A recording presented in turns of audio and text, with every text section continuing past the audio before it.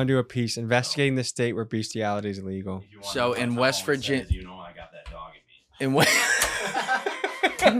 In West Virginia, you could technically like fuck a horse. A chicken, even. You fuck chicken. If you can find a way to do it.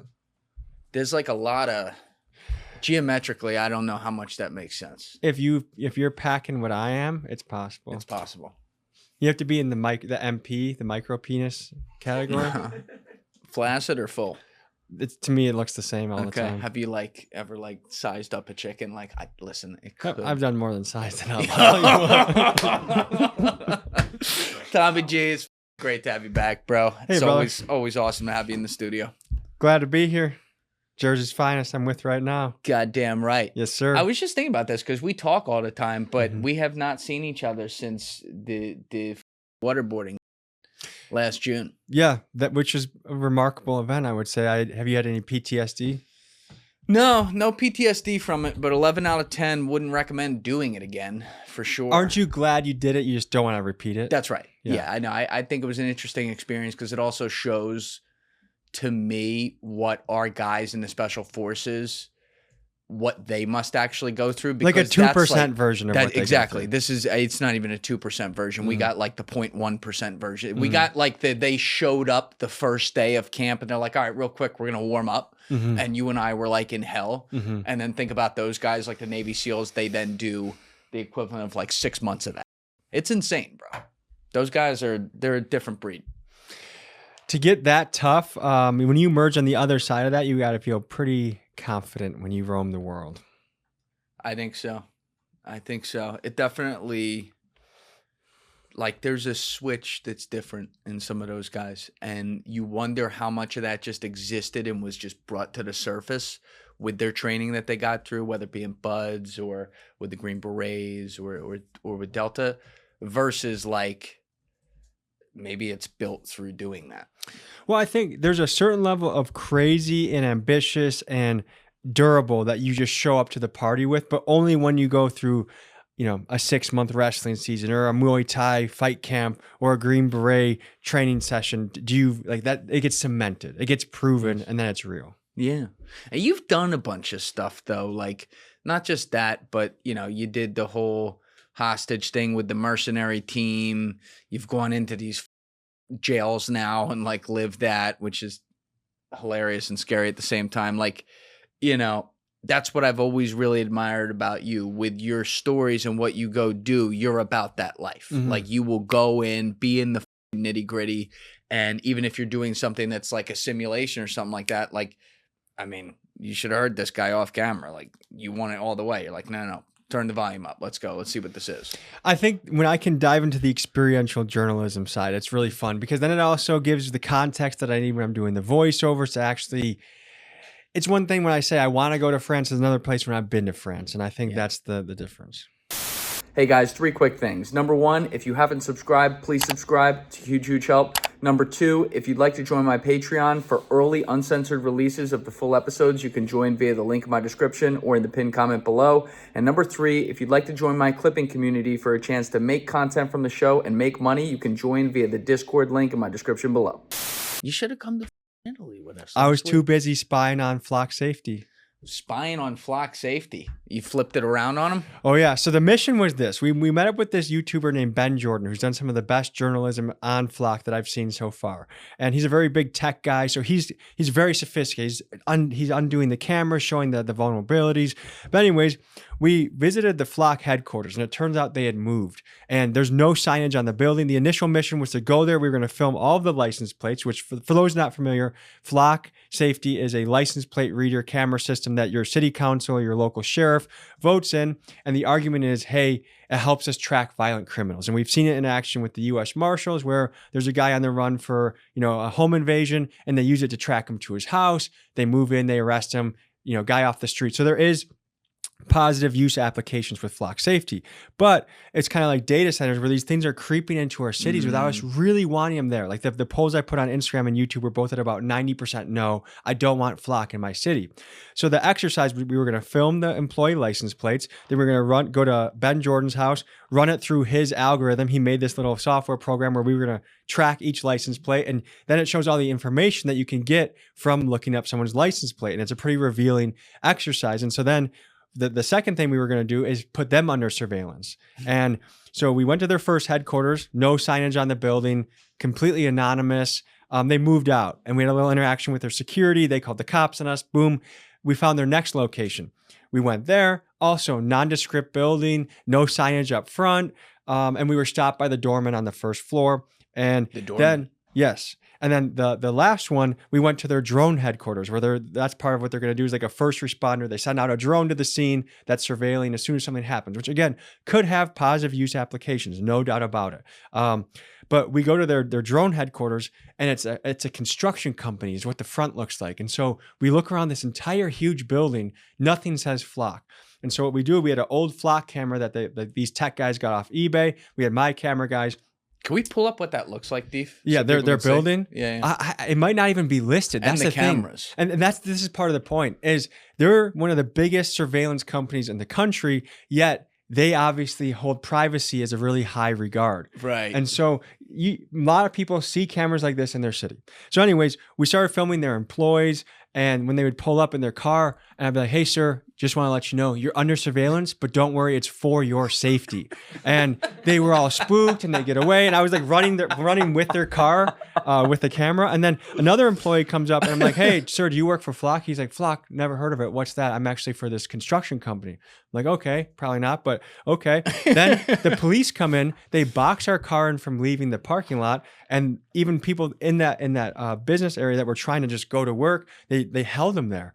And they're like, no, you got to talk with this guy before you leave. And I'm like, so are you detaining me? We have a showdown with the police where they wrongfully are just keeping me there, not answering my questions. Anyways, we talked to the Flock guy and he's like, you know what? I felt very unsafe.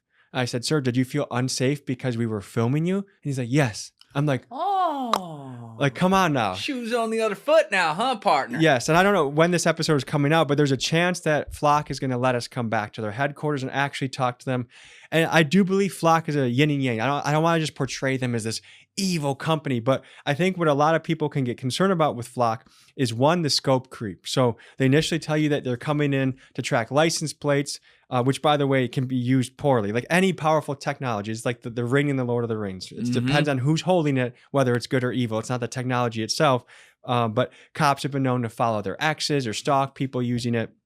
Oh, no. But the scope creep is this. Now, I think they just did a software update where now it can listen to audio. And so once these cameras are in, just like with your phone, there's a automatic update that no one voted for and 3 or 4 city council members approved just to put them in for the first scope creep. And now, boom, now it's audio. Now it's facial. And I think that the slippery slope that we are all worried about is, one, how much of this data would you ever sell? And two, if our government becomes even more tyrannical and oppressive, how can this system be now weaponized with, all it takes is one event to happen where all of a sudden nationwide, now for safety, we have to bring in the Flock system and all the other competitors, because there's many people that actually do this service, to do this for American safety. And then that's where it's like, I feel a little uncomfortable. Dude, it's everywhere. And obviously we've seen the precedents like you're talking about, whether you go back to the Patriot Act after 9/11 and all the things they did there. But have you even seen, as a side note here, just on what you're saying, have you seen the FISA 702 thing that they keep Please approving? tell me a little. All right, so Deef, can we pull up Trump Truth Social Favorite FISA platform, 702. favorite guy to follow on that platform. Favorite guy to You're a big fan of his, right? Tremendous fan. Tremendous fan. I think he's by far the best foreign policy we've ever had. Yeah, I don't think he's really corrupt at all. Like his administration is so above board, and like there's only like a few $100 million at a time that they like pilfer away and steal. That's not much. I think they're doing a really great job. All right. Yes. So it's this one. Where is Nobody understands this better than me. Okay. That's what he says about every All right, topic. go up, Thief. Go up, because I actually want to read this. So this had to be a month or two ago, but he tweets out, this was in March. So he truths out. Speaker of the House Mike Johnson and Senate Majority Leader John Thune have been working to pass a clean extension of FISA Section 702, a law that was passed many years ago by Congress to collect intelligence on foreigners and non-citizens when used properly. Big term there. FISA is an effective tool to keep Americans safe. For these reasons, I've called for a clean 18-month extension. However, the critical common sense reforms that were made, the last reauthorization of FISA, must remain intact to protect the American people from abuses. Nobody understands this better than me. He's a scholar. As I was a victim of the worst and most illegal abuses of FISA in our nation's history by radical left lunatics who lied to the FISA court to spy on me in 2016. I can't keep doing that. Presidential campaign in their attempt to rig the election in favor of crooked Hillary Clinton. That is why since my first day of my already historic second term, my administration has worked tirelessly to ensure that reforms are being aggressively executed at every level, with the ongoing successful, go down. Very successful. Go down. Where does he say...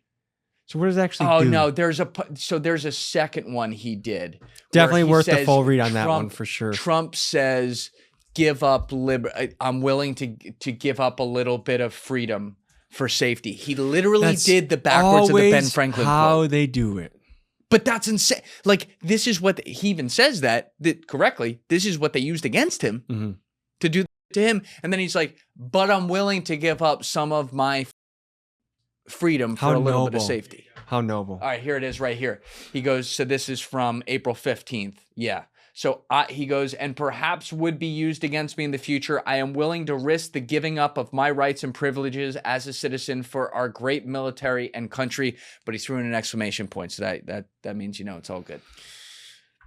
This is where it gets really scary, because just like another point I eventually want to cover is when we've been looking into these data centers, most of these data centers are serviced by Checkpoint, which is an Israeli cybersecurity firm, and their CEO went on camera and a news station to say the only way to protect the First Amendment First Amendment is to limit it. Yeah, and it's like and so everything that invades our rights as a citizen is brought under the guise of safety. And the thing is, there's a slight truth to that. Like, is China more safe than the United States right now? Yeah, I don't think in their major cities they have a Memphis or a St. Louis or Chicago issue, but they're also, you can't rebel, you can't say your opinion. So like, at what level do we want to trade our safety for freedom, and or vice versa? And I think that's the continuum that we always have to balance.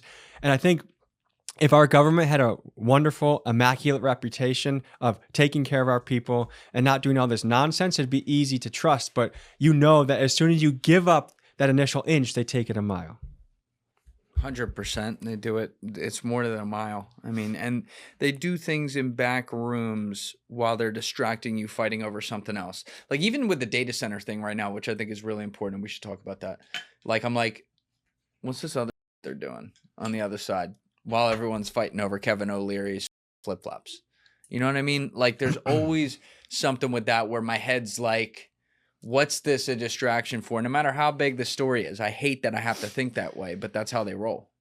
The mattress industry is full of markup, marketing, and brands charging a fortune for something GhostBed builds better for half the price. Just something to keep in mind before you overpay for the same night's sleep. GhostBed is a family-owned company with over 20 years of mattress-making experience. Every mattress is handcrafted in the USA and Canada with premium materials, cooling built in from the ground up, real support that holds up over time, and none of the inflated price tag. Their mattresses are priced up to 50% less than comparable brands, and the quality doesn't reflect that gap. Right now, GhostBed has over 100,000 positive reviews from people who made the switch and haven't looked back. And right now, they're going to give you a 101 night sleep trial so you can find out how great the mattress is for yourself. You're also going to get fast and free shipping and a warranty up to 25 years, twice what most brands offer. Not sure which mattress is right for you? Head to ghostbed.com/Julian, link in my description below, and take their mattress quiz. A few quick questions will help you match with the right GhostBed in their collection. And right now, GhostBed's 4th of July sale is going to give you $200 off mattress bundles. And my listeners are also going to get 10% off the top of that as well using my code Julian Julian at checkout. So once again, that's ghostbed.com/Julian. Link in my description below. Promo code Julian. Upgrade your sleep with Ghostbed, the makers of the coolest beds in the world. Some exclusions apply. See site for details. The Matador waving the flag and we are the bull, and it works because why wouldn't you look at the red flag? We're just trained to look at the red flag, and it is, I think we have grown up in a country that historically is a very high trust country, pound for pound. I mean, yes, there's always been corruption, but like there's a lot of places around the world where measured to them, we are a very little, least corrupt country. And but I think we have to wrap our heads around that. Things are changing. And I don't know if it's the falling of the empire or like people are just sucking it dry before the golden calf, before we're just discarded. But it's almost like we're too polite too, like because other countries, when this stuff happens, they immediately hit the streets. Like Albania, when Kushner's trying to build the bunker, hundreds of thousands of them hit the street and then they shut it down. Why is it so hard for us to do that? Because we've never been invaded, and it shows. The last time we were invaded, besides the two major terrorist attacks of September 11th and Pearl Harbor, which were one-day attacks, was the War of 1812. And so we have always had geographic privilege in this country with oceans on both sides to protect us, and the people of the north and the people of the south, we have problems obviously with the cartels and like that coming from the south, but from a geopolitical, economic, like militant Navy threat, power. Yeah, they haven't been that for Mexico probably for at least 150 years, relatively speaking to us. So we don't understand, like when you go to these other places, pick anywhere on the map, go to Saudi Arabia, go to China, go to Greece, go to Russia, go to Ukraine, go to even the UK, which is an island. Like there's always some sort of like size, geopolitical, economic tie threat that's right there in front of them. What it doesn't mean, and this is where your point's well taken, is that we don't have that here. We just have the illusion that it doesn't exist because we're separate, we're better, we're complacent. Like that's how people think. And it's also our own doing it. Like exactly. Like they want to kind of tell us. To me, it feels like propaganda that like China wants to take us down right now. Like to me, what's threatening to me is not a Chinese official trying to maneuver on the chessboard. It's my own government trying to do things that repeatedly, like they take so much of your taxes and then instead of putting it in infrastructure, they put it in war. And we've been taught that anything that our own tax money would go to help us is an entitlement. But when they waste our money, it's business as usual. We've just been kind of trained to accept this business as usual pattern. And it's, I think most people are finding it intolerable. And the cool thing is hitting the streets across the country, and even my own neighborhood, I have neighbors across the political spectrum. Like we're all kind of starting to meet back in the middle and say we're ready to shake hands and unite. That could be the great thing about this moment. I've been quote unquote, now they have the term for it, I've been black-pilled since 2017. And it felt like for a long time, that was like the frustrating part when I would talk with people, not just on the show, but like just in general, who were like firmly left or firmly right. And not try to change their opinion or whatever, but show them over the years my perspective of like why I think they're all kind of the same team. They're blind to half the problem. Yeah, and for a while it felt like it would never get upstairs for people. And over the last year, like having conversations with people on both sides of the spectrum, there's some things that get upstairs, and I'm like, ooh, maybe that could be a good thing to come out of this, but. I mean, are you starting a tax revolution? Is that what's going on out there in fucking Milwaukee? I don't want to give away all my tax, what's happening, just for the record, in case the IRS is listening. But let's just say, I think we're getting a little more creative this year. Getting creative. Don't tell Dave he's an IRS agent at night. I think we owe it to ourselves to. That's the only leverage we have. So I'm keeping a little bit back. I'm keeping maybe Cards like close to a the good chest. percentage back of what I should be paying right now. Ooh. I don't know if that was well, actually, you know what? Let me just say this. And that might actually completely change due to the fact that the accountant that I'm now working for is following Trumpian accounting, which you know this guy. I do know this guy. And so to me, it's actually like, not only will I probably end up paying less or I might get a refund, but I'm now playing by the rules that the people collecting our taxes use anyway. So it's like, you guys, like if the country was flowing smoothly, people were doing great, affordable housing, affordable healthcare, all that stuff, and I'm paying my whatever 41%. Okay, but because it's going to in a handbasket, I'm going to follow the Trump rules that when I pay more in taxes than Donald Trump, dude, I get fired up. You should get fired up.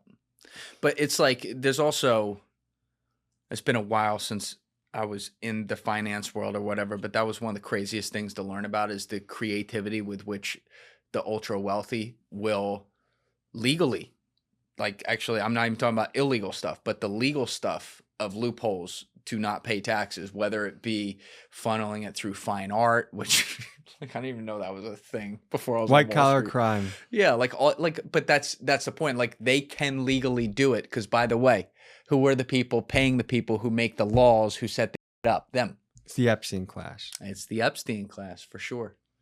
It's just cool though, bro. Because like when you and I first met 2.5 years ago, you know, you had really blown up your channel and were already one of the best documentary filmmakers on YouTube and everything, doing amazing stories down like in places people didn't want to go and stuff like that. But you've really expanded the scope of what you do now. And now I look at you and I go, yo, if we're talking about like the Mount Rushmore on YouTube of like investigative journalists where it's going to be any kind of story any given day, you're on it. I think I have some work to do. I appreciate those kind words, but this is what happened is because most of the stuff we covered early on in the channel were a lot of hood videos, gangs, hood, crime, which at that time was really fun to cover.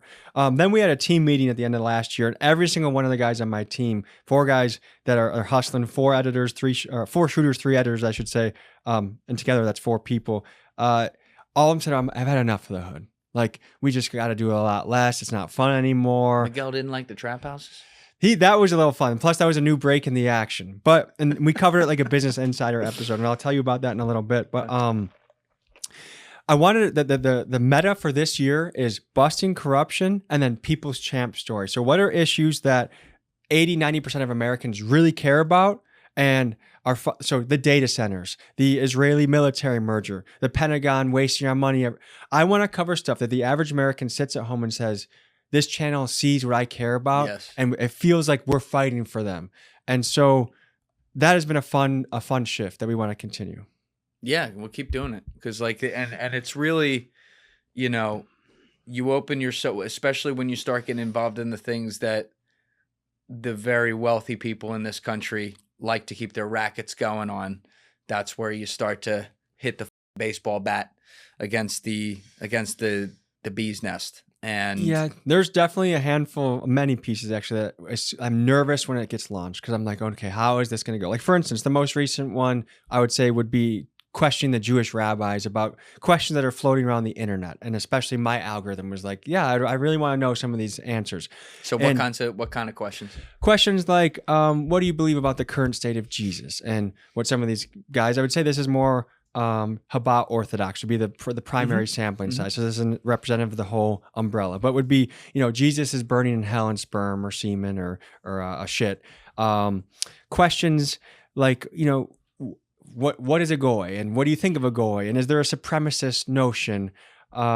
Questions like Palestine and the West Bank. Can Israeli settlers just take that land? And these guys were acted like they were blindfolded, like they've never seen a news story about what's happening in the West Bank, when in fact, Chabad settlements are all over the West Bank. And I was Do you think that was just like total... They've been propagandized? Or they're just genuinely feigning shock, but they know exactly what's happening? They have to know. They invited Ben Gvir to their 7070 building. No. And they marched in the streets with Smotrich, I believe. So it's like... These guys have to know what's going on.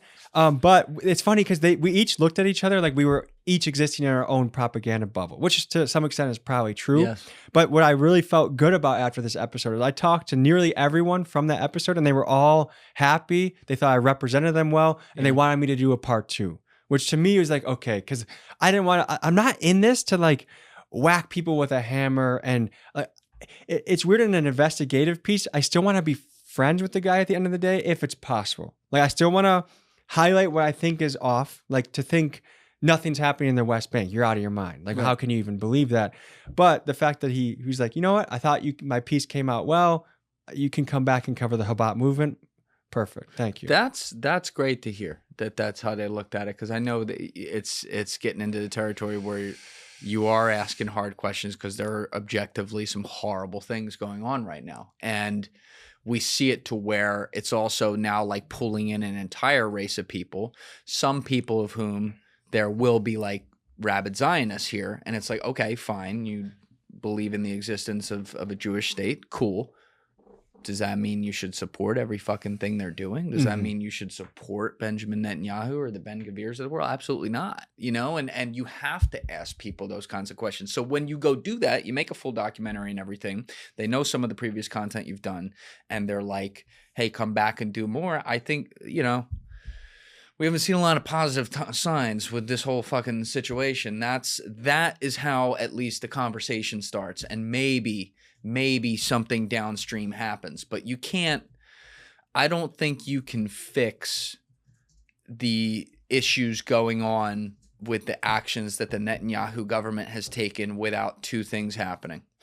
Him and the people around him being voted out and gone. Which is likely, it seems like, at the moment. I hope it's likely, but he's the guy that never dies, bro.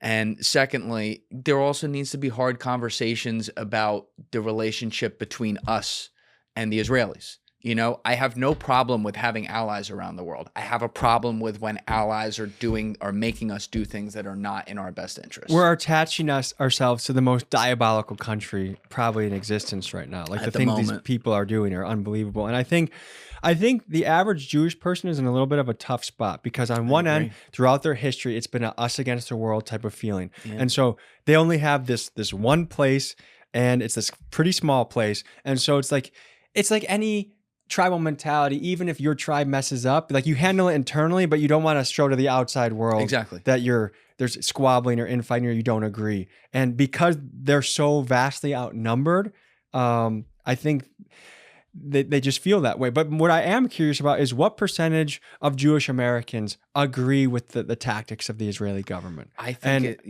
because I was driving through my community the other day, and I saw a Jewish community center. I'm like, okay, I'm just going to look at their website and see like what kind of stuff goes on here. And sure enough, on a weekly basis, they're inviting a IDF soldier to talk about the courageous, brave struggle of what they're facing out there. And it's like, I thought these were the more, like I was in my head, I'm like, okay, these aren't like the more right-wing Orthodox types. Like these are guys that you wouldn't even really know that they're Jewish when you walk around your community. So I'm like, I thought and if from how I've broken down the political spectrum is you got the secular guys who could be on either side, the Reform Jewish folks that are more pretty progressive left-wing, and then they're conservative, which is more middle, and then you got their Orthodox, which is right wing.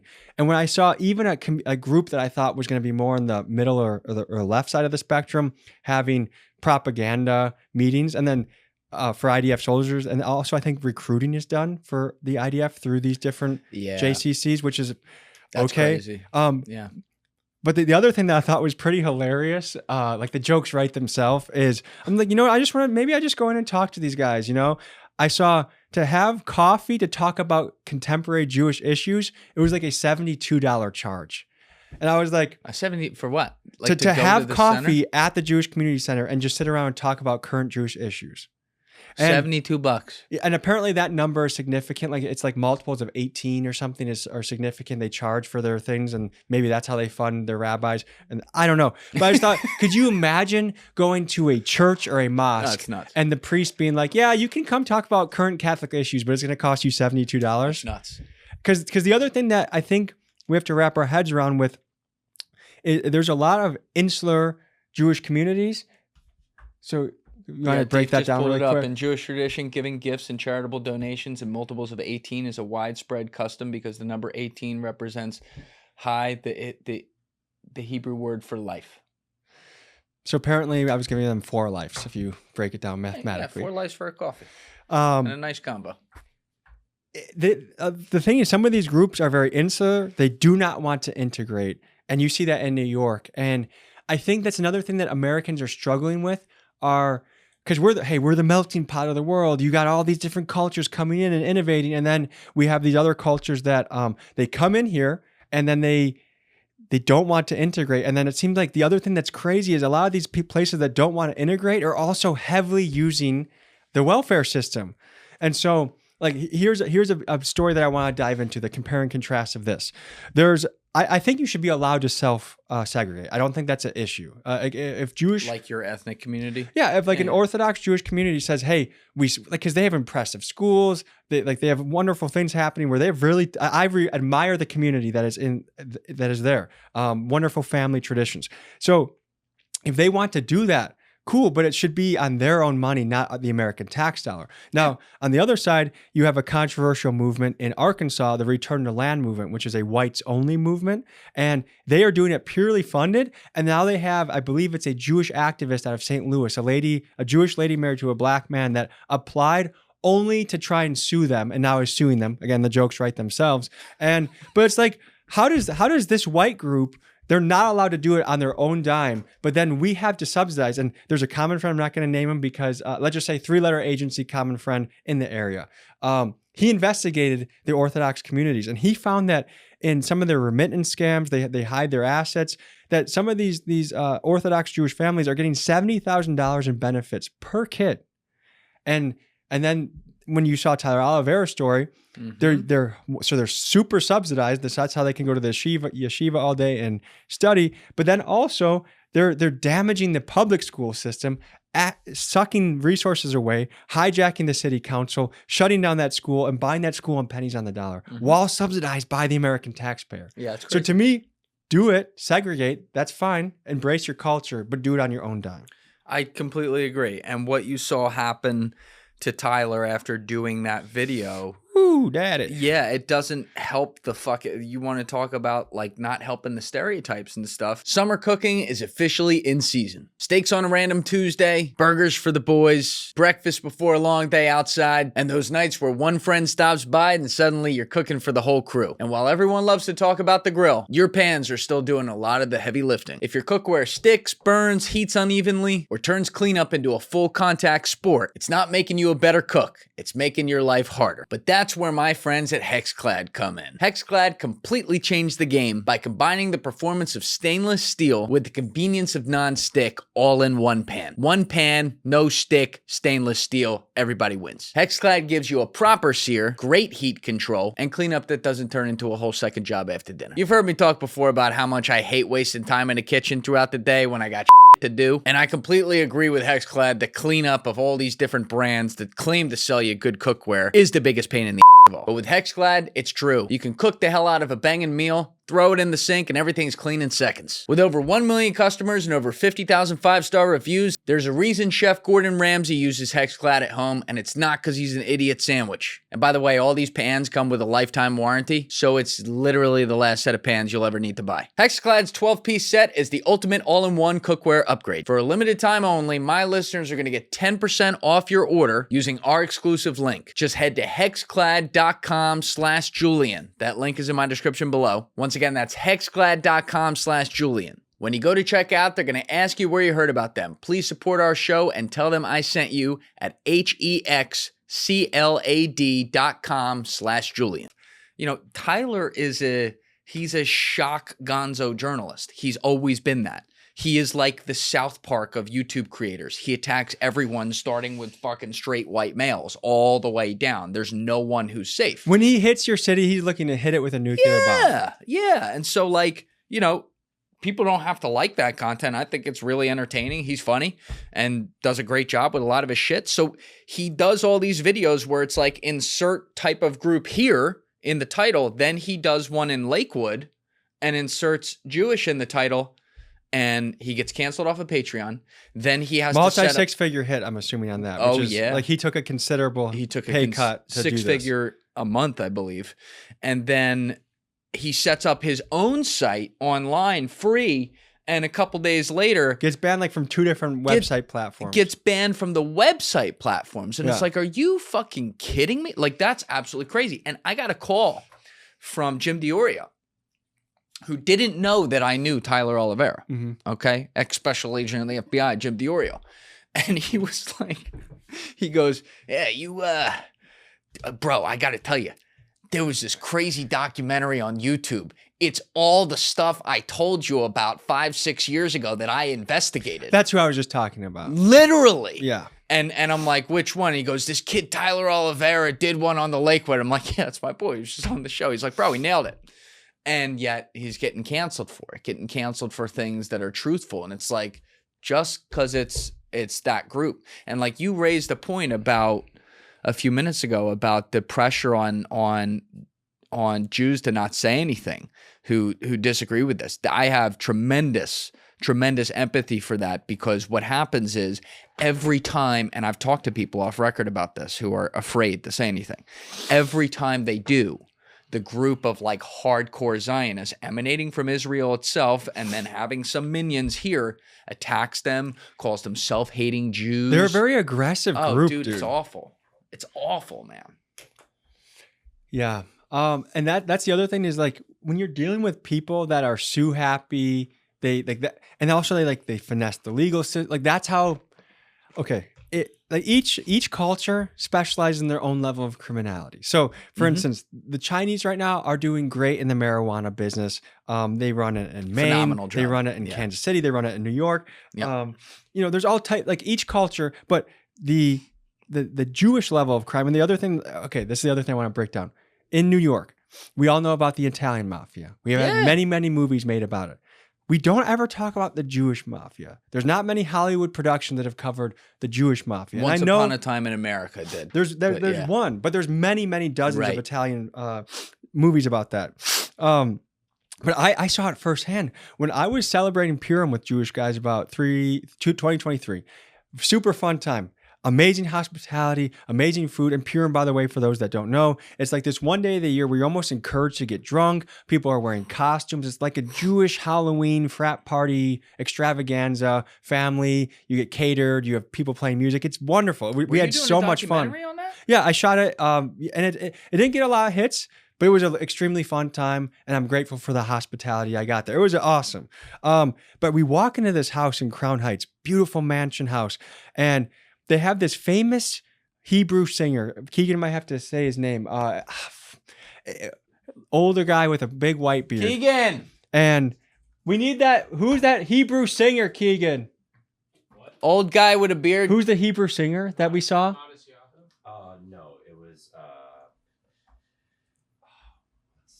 But they had a picture of him when you walk in? He was there. Oh, he was there? He was there. Yeah. And so we were about to... Avram Fried. And so we were about to film this party, and they're like, no, cameras down. There's made men in this building. Made men. And I'm like, what? These are like guys look like rabbis in here. What do you mean made men? And the other thing is like, how are you a rabbi and a made man in a mafia? And that's interesting. And all this to say, my point about knowing about the Italian mafia but not knowing about the Jewish mafia is one of the things that I am trying to tackle without trying to unnecessarily hammer a group of people is like, why are we aware and talking about certain levels of crime but not other? And that's like the two-tiered system that it feels like is like, because we came here to look into deed theft, and it's a complicated issue. It's a multiracial issue, by the way. Mm-hmm. But a guy, Sanford Solney, he got caught stealing 11 homes from people, and let's just say this is worth at least tens of millions of dollars. Yeah. He's on house arrest right now. I know guys that did 10 years in California prison for stealing $80,000 from a bank. So why is it that this guy gets house arrest, or the guy Jim DiOrio was investigating? I don't even, what happened to him? He got almost no time. One of the guys got time, but he'll barely, right? He'll tell you about all the guys that he didn't even get to open the investigation. They had to close the investigation. And so one of the lawyers I was talking to yesterday was talking like, look, the power structure in New York, I mean, the police commissioner or the police, Jennifer Tisch, her family is a real estate mogul family. And when you have all these, the other thing is so this is not just a Jewish thing, but white collar crime is not prosecuted. Or it's not punished the same way. Like you have a guy in Harlem steal $80 from you at gunpoint. He's going away for a while, but someone does deed theft where they steal your house from underneath you. That's worth $1 to $4 million in a New York neighborhood. They might get house arrest. One crime's got a pen, another has a gun. That's why. Mm-hmm. I'm not agreeing with it. I'm just saying. So anyways, it's been going down a rabbit hole, but I've made a lot of friends in the process too. And that's great. There's this ginger rabbi that I met, Eaton, I have to say it the Hebrew way. Eitan?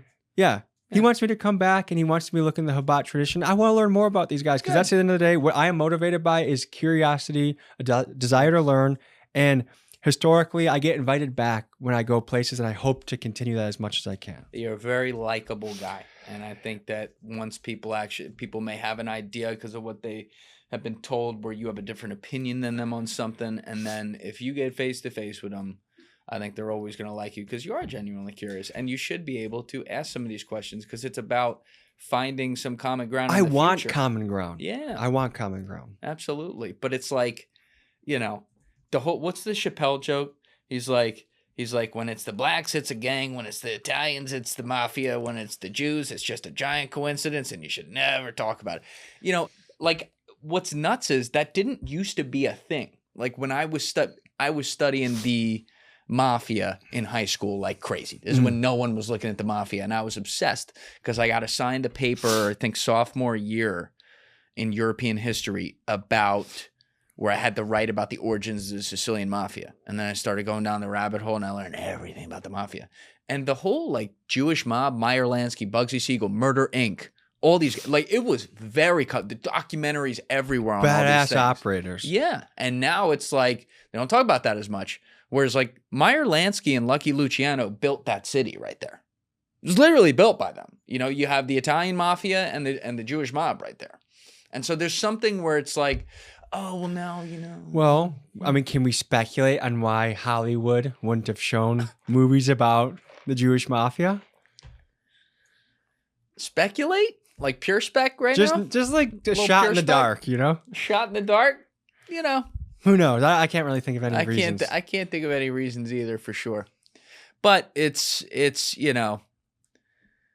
an interesting, I'll be very interested to see if you're able, not like with necessarily Chabad, but with especially like the secular community and stuff, if you're able to get some people to talk. Because I just know how scared a lot of people are to do that because they don't want to be canceled by what I would argue is not their own kind, by the way, but what they'll call by faith their own kind. Yeah. I mean, some of them are non-political. Like one of my best friends in the world, the guy whose house I visit the most, I just called this morning when I was doing my little stretch and push-up routine. He's a secular Jew. And like, that's the other thing that really makes me feel weird when like, I didn't get, actually, I rarely got labeled an anti-Semite in this last piece, which I was expecting to like get thrown to the roof for being an anti-Semite. And it's like, it's so confusing to be like, hey, there's a lot of guys I love that I spend more time with than anyone else I know. And then like, just because you cover a controversial issue, that means you hate somebody. Yeah. And that label is losing its power too. I think it was kind of like in the George Floyd era where everyone got called a racist, and it's just like, dude, like you can't just throw that at anyone, or sexist, like. And look what you got out of it. Look at the culture. Now you got Nick Fuentes. That's what you get when you do that. When you lie to people over and over again, then it flips hard the other way. The pendulum always swings. Mm-hmm. Mm-hmm. But it's like when you went to do that, though, that first one in October, where you went, I think it was like called like Investigating AIPAC or whatever. Yeah. Which was another brilliant documentary. That was your first time soireeing into this issue. I was nervous, dude. Yeah. I remember being in the shower a couple of days before that would get released, just like, should I do this? Should I not? I was really going back and forth. Hey guys, if you haven't already subscribed, please hit that subscribe button. It's a huge, huge help. Thank you. What made you want to look at this situation? Because the thought I had in the shower is, what is the point of having a big channel that has, like, I can be a very small part of this hive mind that starts talking about something. What is the point of having a channel that has reach if I'm going to be scared to talk when the real issues come? Now, what happened? Because, by the way, that was an excellent documentary. It was about 45 minutes long, and you went out of your way to cover both sides of the issue as much as possible. With that IDF soldier being featured, who, by the way, agreed to a part 2 of a different story because he thought I covered him fairly. Is that Duran Kaider? Yeah. Yeah. The propaganda machine himself. The propaganda. From my point of view, but he thinks I'm a propaganda machine. So I guess touche. But he still likes you. I don't know if he likes me, because we had a very testy second interview. That when I interviewed him about the West Bank, I was actually pretty pissed. And I instead of being like a calm, what do you mean by that? Which is what I did in the this most recent piece. I just, hey, depopulate? What do you mean by depopulate? I had a different kind of tone. With Doran, I was very giving it back to him and being just kind of being a little boisterous. What was he arguing with the West Bank? Oh, that it's actually the Palestinians attacking the Israelis, that, oh, this is Judea Sumera, that this is their land. They kind of use a whole different lingo, and they also use a whole different time frame. I think the big disconnect is Americans look at this issue from what's been happening since October 7th.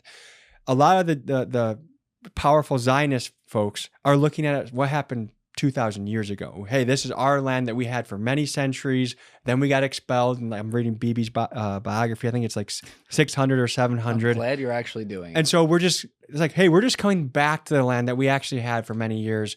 And I guess that, to be fair, maybe what the Israel perspective is if there were smartphones when the United States was moving in, exterminating the Indians and doing all of that kind of atrocities, we would be the same level of what Israel is doing now. So I think like Israel might be saying, like when they say like it's anti-Semitic to hold us to a double standard, why can't we take our land back the same way that you took yours from the Indians? Yeah. Like a part of me says I get it, but I do think the smartphone is going to help keep things in check. That were atrocities before, it's doing a better job of saying, well, hey, actually this is pretty terrible. Like we don't want this anymore. Right. I think about this all the time, and it's not just us either. There's a lot of countries around the world and different points over the past couple thousand years obviously were formed because people came in and kicked the other people out. I think the difference is, and in their defense, this part is not their fault. The timeline is not their fault, but the difference is we're talking about a state that was created post-World War II in 1948 when there was, for now, a form of global media and people could see things. They didn't have smartphones back then, but like you understood that there were people that were living there and now there's not, or they're kicked out and there's a new country that wasn't there before. Whereas 400 years ago, it took fucking 12 weeks to get a letter across the river or across the ocean just to find out. And there what weren't happened. graphic video images. That's right. Hey, we just slaughtered this entire native village. That's right. Yeah. That's right. So it's a different world in that way. But, you know, to your point, this is a weapon in. Yeah, and this is a weapon too. Of course, in different ways, because you can forget I'm not even talking about AI. That's a whole separate conversation. But you can take a narrative and make it real thin and not show the full context of the horizon and what's happening. And that does happen in both directions. But to your point, it's like I have put a governor on, if that's the term you want to use, on basically all content since October 7th in either direction is like half of it's AI or fake and the other half is true. You've been listening to Dorey and Kadar, huh? A what? You've been listening to Dorey on the 80th. No, not at all. What I'm saying is Dorey and Kadar will tell you 100% of it is not true. There's nothing to see here. It's actually the total opposite. The Palestinians are attacking people in the West Bank. It's total bullshit. If you put a 50% governor on and say half of what I see is fake, that other 50% is horrific. You don't need 100%. You can't unsee it. You can't unsee that 50%. It's real. And that's why especially like everyone under 40 is so stirred up, is because we've been bombarded by these images on a daily basis for the last 2-3 years. And it's become untenable and we don't want to be a part of it. And what do you think would happen if let's just say shot in the dark? I mean, if the Nelk boys got him, I know I'm not going to give him the goy propaganda interview, but if I were to interview Benjamin Netanyahu, one, do you think he would ever accept? And No. two, do you think it would help or hurt me, even if I asked him hard questions? Well, you would definitely go at him. Can you imagine what Mossad would do to my house, my phone? Before that interview and after? Yeah, It'd be kind of terrifying. I just don't. I'm kind of at a point where I don't know. I think about this a lot and I go back and forth. I don't think there's an upside to interviewing a despot. You know, like just from it's like when psychologists go to a prison to interview a serial killer, like, because you can learn a lot from that psychological releasing profile. it publicly.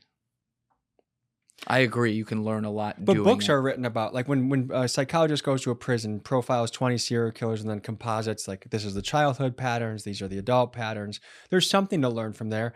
Is it better to just completely not talk to someone or let the mainstream media give them their like the Fox News interview? Yeah. No, it's like I said, I go back and forth on this.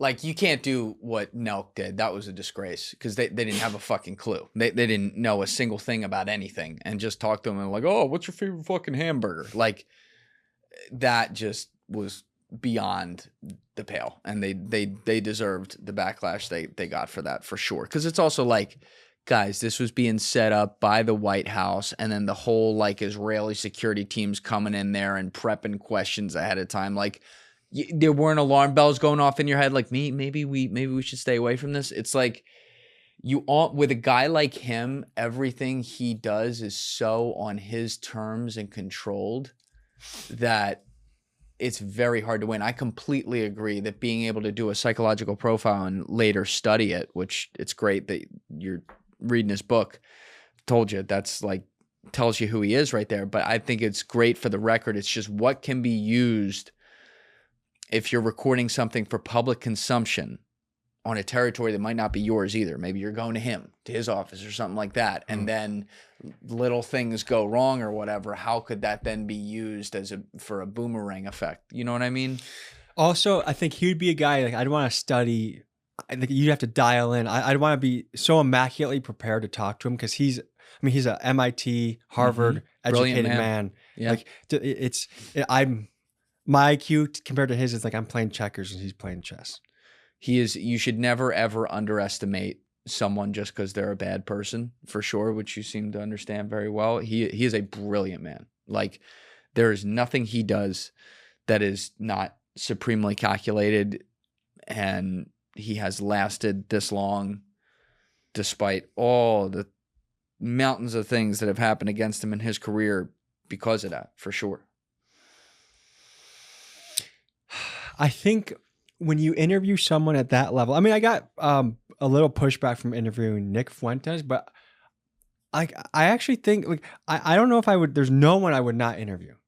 I'm almost on the coin of and I don't even think Nick. Like, I'm not comparing Nick to Benjamin Netanyahu, by the way. I think like Nick has never killed anybody. Nick has never caused a violent regime to take over a group of people. I'm not trying to put them on the same level at all. And I think he was a very fascinating guy to talk to.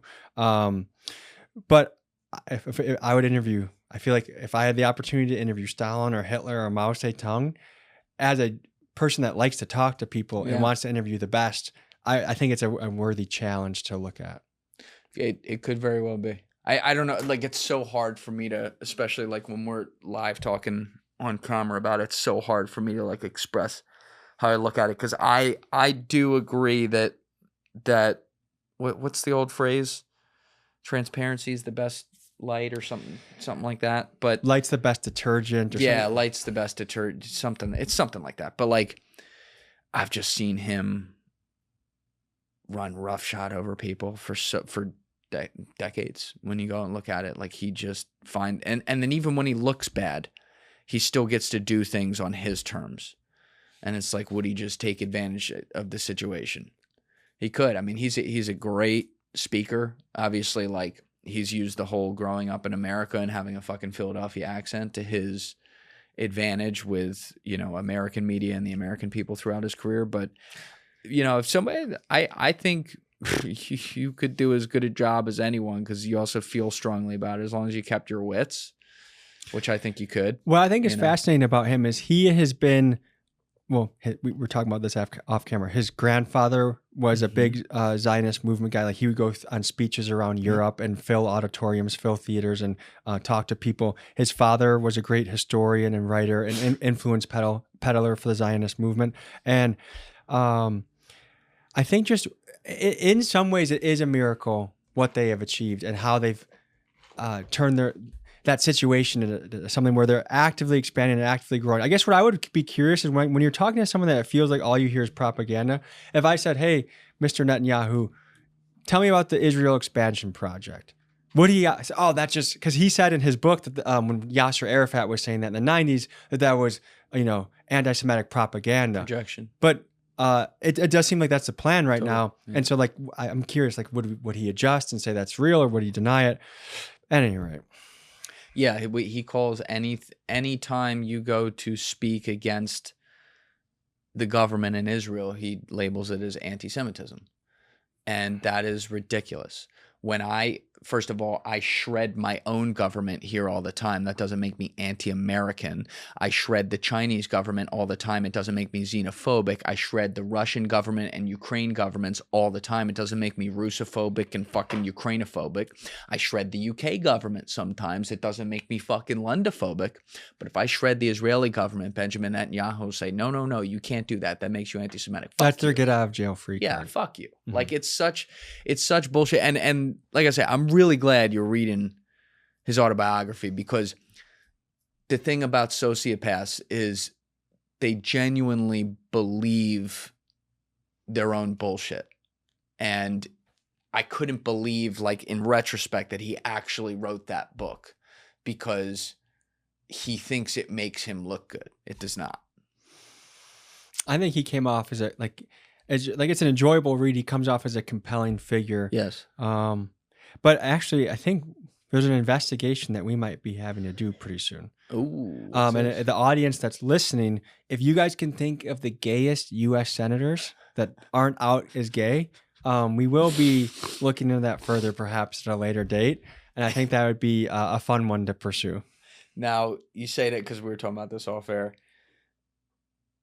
There are, what's it, Section 224 and Section 226 right now being proposed within legislation that involves a litany of things regarding the relationship between the United States military intelligence and Israeli military weapons intelligence. Manufacturing, the opportunity for Israeli companies to set up shop here, massive data sharing, provisions and framework that allow us to keep giving more money to Israel without us being notified about it. And no notification. And guess who wrote the plan and is claiming responsibility for that? Benjamin Netanyahu. He claimed responsibility for this. He's like, this is great. This is part of my plan.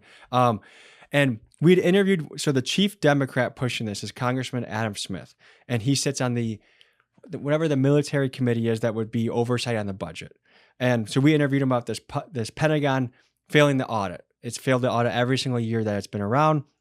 And we interviewed him about why. And I do want to get more into detail because I think it's a worthy thing. But as we're about to push out this video next week, all of a sudden we see this Section 224 Israeli-U.S. military merger. So at 11:30 today, we're going to have to pause this podcast so I can interview Adam Smith and learn what we can from him. But it's just this thing where how are we going more in bed with this country that is deeply unpopular? And it's just like what I think the overall theme that's most frustrating and it almost gives me a sense of despair sometimes, it seems like our politicians, local, state, and national, keep doing these things that nobody wants. Does the majority of people not want data centers? Correct. Do the majority of people not want surveillance cameras? Correct. That's the local level. Then you may move up. Like, do we want to keep raising taxes? Do we want to keep going to war? Everything that we don't want, it seems like our politicians are doing. And I guess the thing that always gets to me is it's happening so much in our face that I think despair is definitely creeping in the country. And that's when we were talking about at the beginning, why do other countries meet in the streets and march and protest and actually change things, and why don't we? And there's many factors, but I think part of it is because the bombardment of it in the last couple of years has been so strong where the Bill Clinton, Monica Lewinsky blowjob story was a months-long scandal. Now, a massive scandal. Kristi Noem can funnel $143 million into a shell campaign for her advertising for her job, and that was created 8 days ago. She does that. No one blinks an eye. It's out of the news cycle in 2 days. Mm-hmm. Insider trading's going on every time Donald Trump tweets that the war is over. Hundreds of millions of dollars. Like, there's so many things that we could say have happened that I think it's almost conditioning us to just not respond anymore. Yeah, it's noise. They drown out the loudest voices by just creating crowd noise everywhere, and everything becomes a distraction for a distraction. They finally pushed the Epstein files out. Let's make sure we hold it until a Friday afternoon, the fucking week before Christmas. Oh, fuck, they're talking about that. You know what? Somali fraud. Let's astroturf that to the fucking moon. Now let's invade Venezuela 6 days later. In and out, whatever. Oh, fuck, they dropped more Epstein files on January 30th. This one's really bad. They're fucking naming everyone in that thing. They're even talking about like pizza and shit in that. All right, we got to get rid of that. Let's fucking, you know what? Get that scientist missing over there. Let's invade fucking Iran. Do you believe it's that targeted and calculated, or is it just... How can you not at this point? I was having a conversation with someone last night. I said, how many times are you going to say something's a coincidence?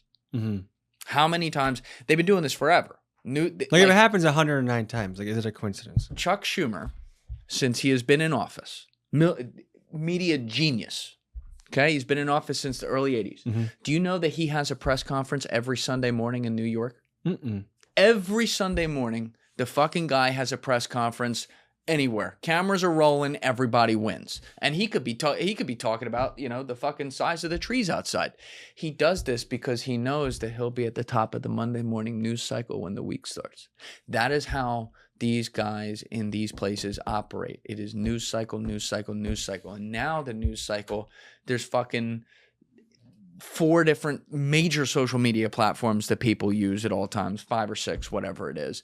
There's mainstream media that has just this generation. Then there's just this generation who's over here. Then there's this story here and that story there and this tweet there and that thing here. And the algorithm pushes voraciously over and over again, content, that they can just drown it out. How many people besides me do you hear talking about the Epstein files these days? Well, it was everybody. And now?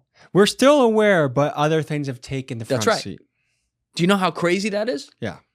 It's the most prolific fucking crime of my lifetime. There's more news about to drop about it.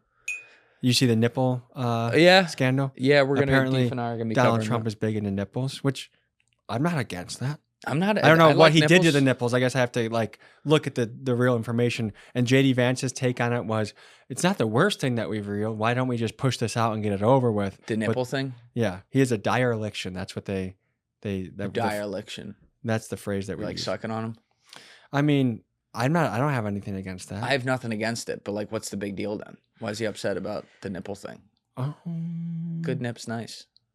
I think he hopes that it's probably over with. Like, hey, we've talked about it. It's done. His personal attorney is pushing it under the rug. Is that illegal too, to have like your personal attorney promoted to that position? Todd Blanche will... I'm not a fan of political lawfare at all. I think this is a very dangerous cycle we're in, where when one party gets in, they just go after the other. It started, I would argue, mostly in like 2017 when you know, the DOJ went after everyone with Trump. And then during the Biden administration, they literally went after Trump and stuff like that. And now you see Trump doing it to everyone else because he's pissed off about it. I think it's very dangerous. Todd Blanche is looking to me, pure spec here, like he will be someone who is prosecuted when the next Democratic administration comes in. And I not only won't feel bad, I will enjoy the shit out of it. I hope he goes to the Georgia prison system. Yeah, I feel like he'd learn his lesson going there, right? Yeah, I mean, there's going to be a guy. So right now we're doing an investigation of the Georgia prison system, which is arguably the most deadly place there is in America, concentrated. Where if you compare Memphis, Tennessee, which is about 500,000 or 600,000 people, they are the most murderous city in America. The Georgia prison system is about 50,000 people, and they have as many murders. And so right now there's guys walking around with gigantic shanks. During Black History Month, they tie up white inmates and they put them on dog leashes and walk them around. If you come in unaffiliated, a good chance what will happen to you is they tie you up, they take pictures of you, and they say, if you don't send $1,000 right now for Julian, we either kill him or he can't sleep in a cell. You have to pay to sleep in your own cell. Huh. It's staffed at about 30%. And so anyways, I think when we think about all these political actors, I think they should get sent there. I think so too. Which would then give an incentive to clean up that prison system, pull in the National Guard or whatever, or do a massive hiring operation where it's safe again, which is, if that's how they take care of it, then fine, you know, the politician gets to live safely. Otherwise, they have to deal with what the common man is dealing with.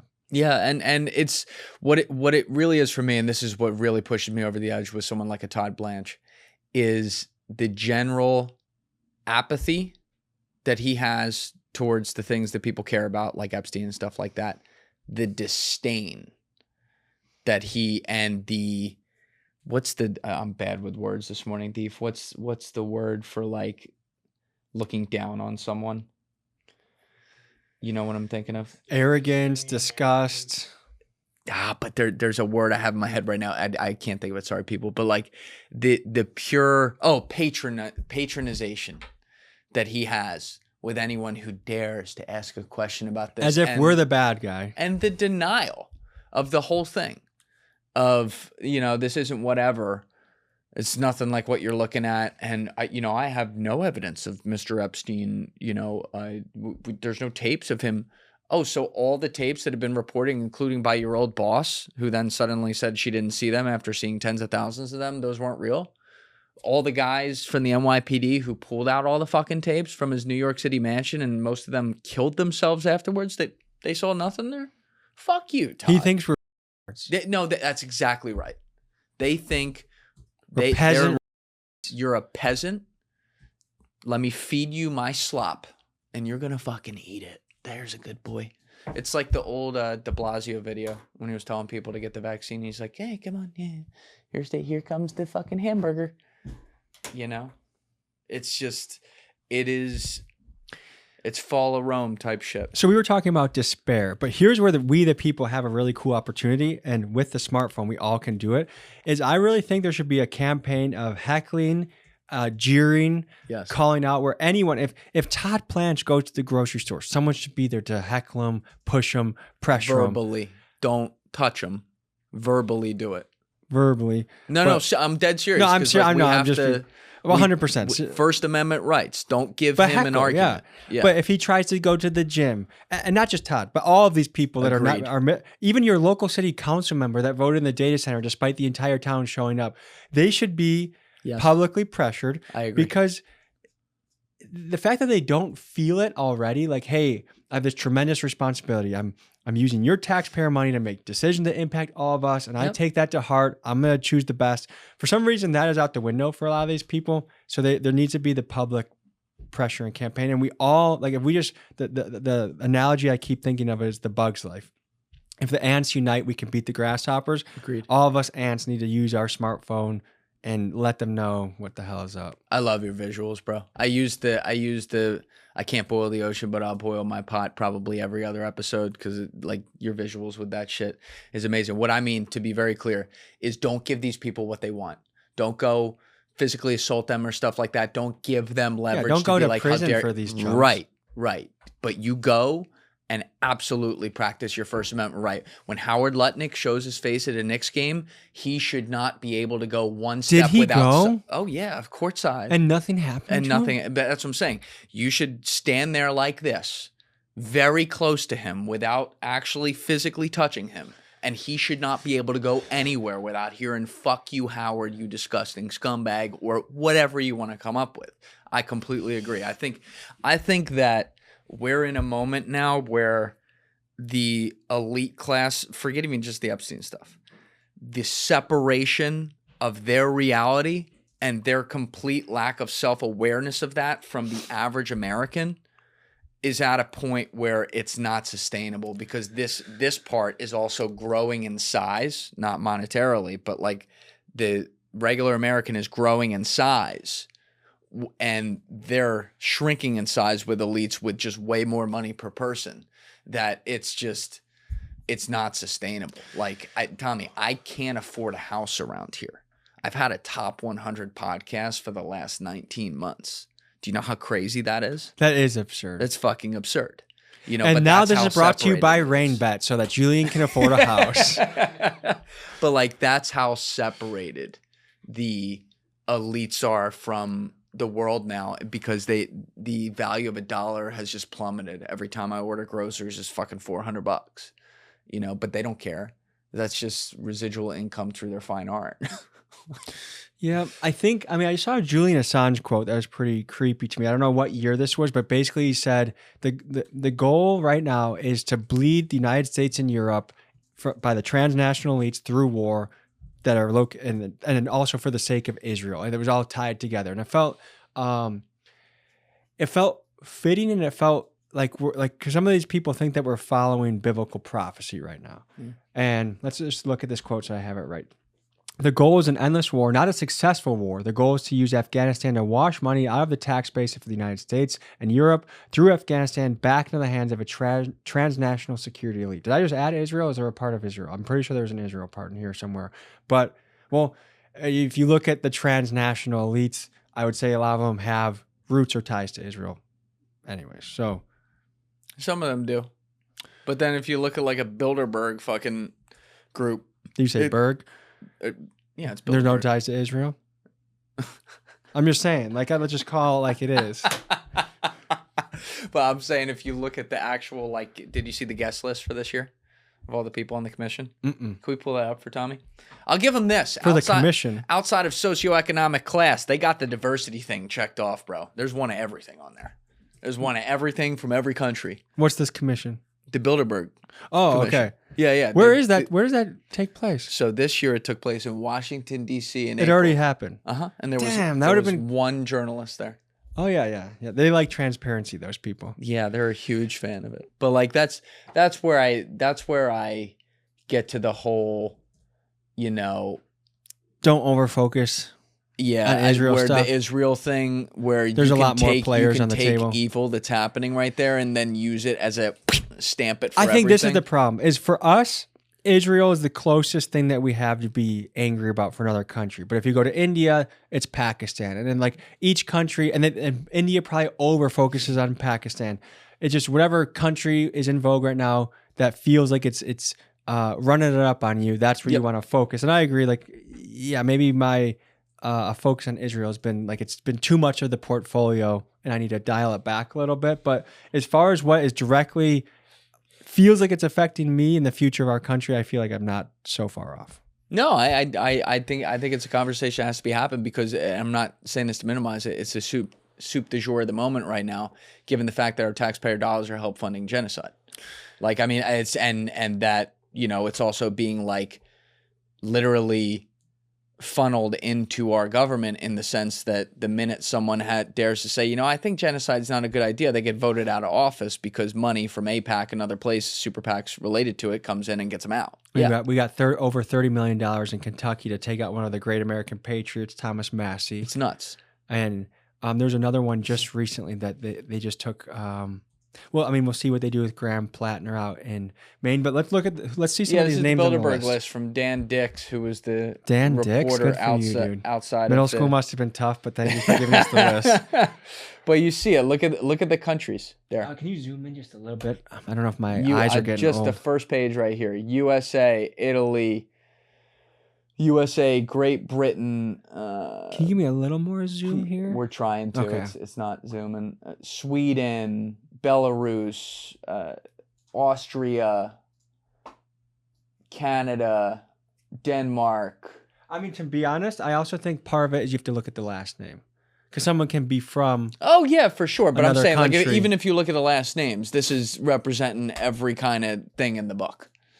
That's the point. And it's like, who was the one whistleblower that said that, God, there was a whistleblower, he died like 20 years ago or something. Whistleblower that died? Yeah, that happens? that never happens. But he was talking about how, it's they'll use Israel as just let's put all the attention on that to kind of distract from this, because there's good material there to use. You can make the 10% and, stick a 0 behind it to hide what you're doing on the other side. And again, none of that is to minimize the issues there and what they're doing. But I'm saying, when I do wonder, and I've wondered this since the beginning, if part of the Psyop is to just pay attention to Israel and complain about them incessantly all the fucking time, as if that's the only problem in the world. Yeah, my wife's getting sick of it. From all the other things. Yeah, and like there's a lot of problems going on in the world. That's one of them. But Hold on. See, like, for instance, like Rishi Sunak, that like Sweden, Wallenberg, Deutschland, Wallenberg, Weidberger, Peter Thiel. Sweden, I think I'm pretty sure Berg is a very common. I'm sure it is. Their name. It's just the tip of the iceberg. Yeah, but you have all different 100% kinds of people in here for sure. Sunak, Rishi, that might be. Yeah, he Indian. used to be the prime minister of Great Britain. You had diplomats, you have prime current prime ministers, heads of intelligence, Ooh, I see a Greek guy right there. media members. Well, from Greece, but Dimitro Papadopoulos. Papadopoulos, Yeah. and whatever. Kyriakos. You know, they got they're well diversified, just not socioeconomically speaking. But the fact that things like this now are so out in the open and they can't hide it anymore, and people are like, oh yeah, everyone that was talking about that 20 years ago, it's a very real thing. Or like random YouTubers can just sneak into what's the grove with the owl? Bohemian Grove. And thanks to Alex Jones for leading the charge on that. Or do you see Scientology buildings are just being stormed left and right? Oh, it's hilarious. By like 19-year-old kids. So it's a pretty cool, that's the weapon we have on our side. 100%. Yeah, you did the big Scientology documentary like a year and a half ago. That one was a really fun one. And that was another one where before posting it, I'm like, am I going to have a private investigator tailing me? Am I going to get sued? I'm going up against a multi-billion-dollar religious entity. There's been a few of those where I do get a bit of butterflies and a bit nervous before we go live. But then once it hits, I feel very proud. And I also see the feedback from people like, you know, and then it inspires more people, like, because I'm not the first guy to cover Scientology. I'm not the first guy to cover Kenneth Copeland. I'm not saying like I'm a trailblazer there. But for instance, even speaking about Israel, once we each put our little piece, then all of a sudden it emboldens everyone to do it. And if I can be a small part of that river being flowing downstream, then it feels pretty good.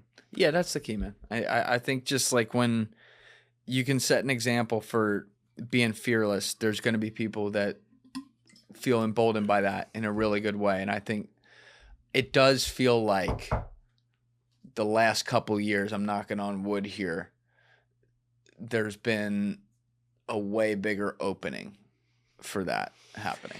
The question is, we need a brave, fearless leader. Who's going to be that person that is eloquent enough, smart enough to understand taxes and like they can go across the political board of knowing how to fix things. Like, I don't know if I don't know if you guys love or hate Mandani. I haven't really looked into him, but he seems kind of like that prototype politician where he's so smart that he can speak well on almost every issue, and he also, even though he's so smart, he can speak to the common man in a way that he's not talking over your head, which is interesting. But who is this? Who is going to be the politician that emerges? Or is it just going to be another Republican puppet, Democrat puppet? But I really am praying for somebody to come from the ashes that's like, this is our guy. We're going full steam behind him. And I hate to be a cynic, but I just don't see it.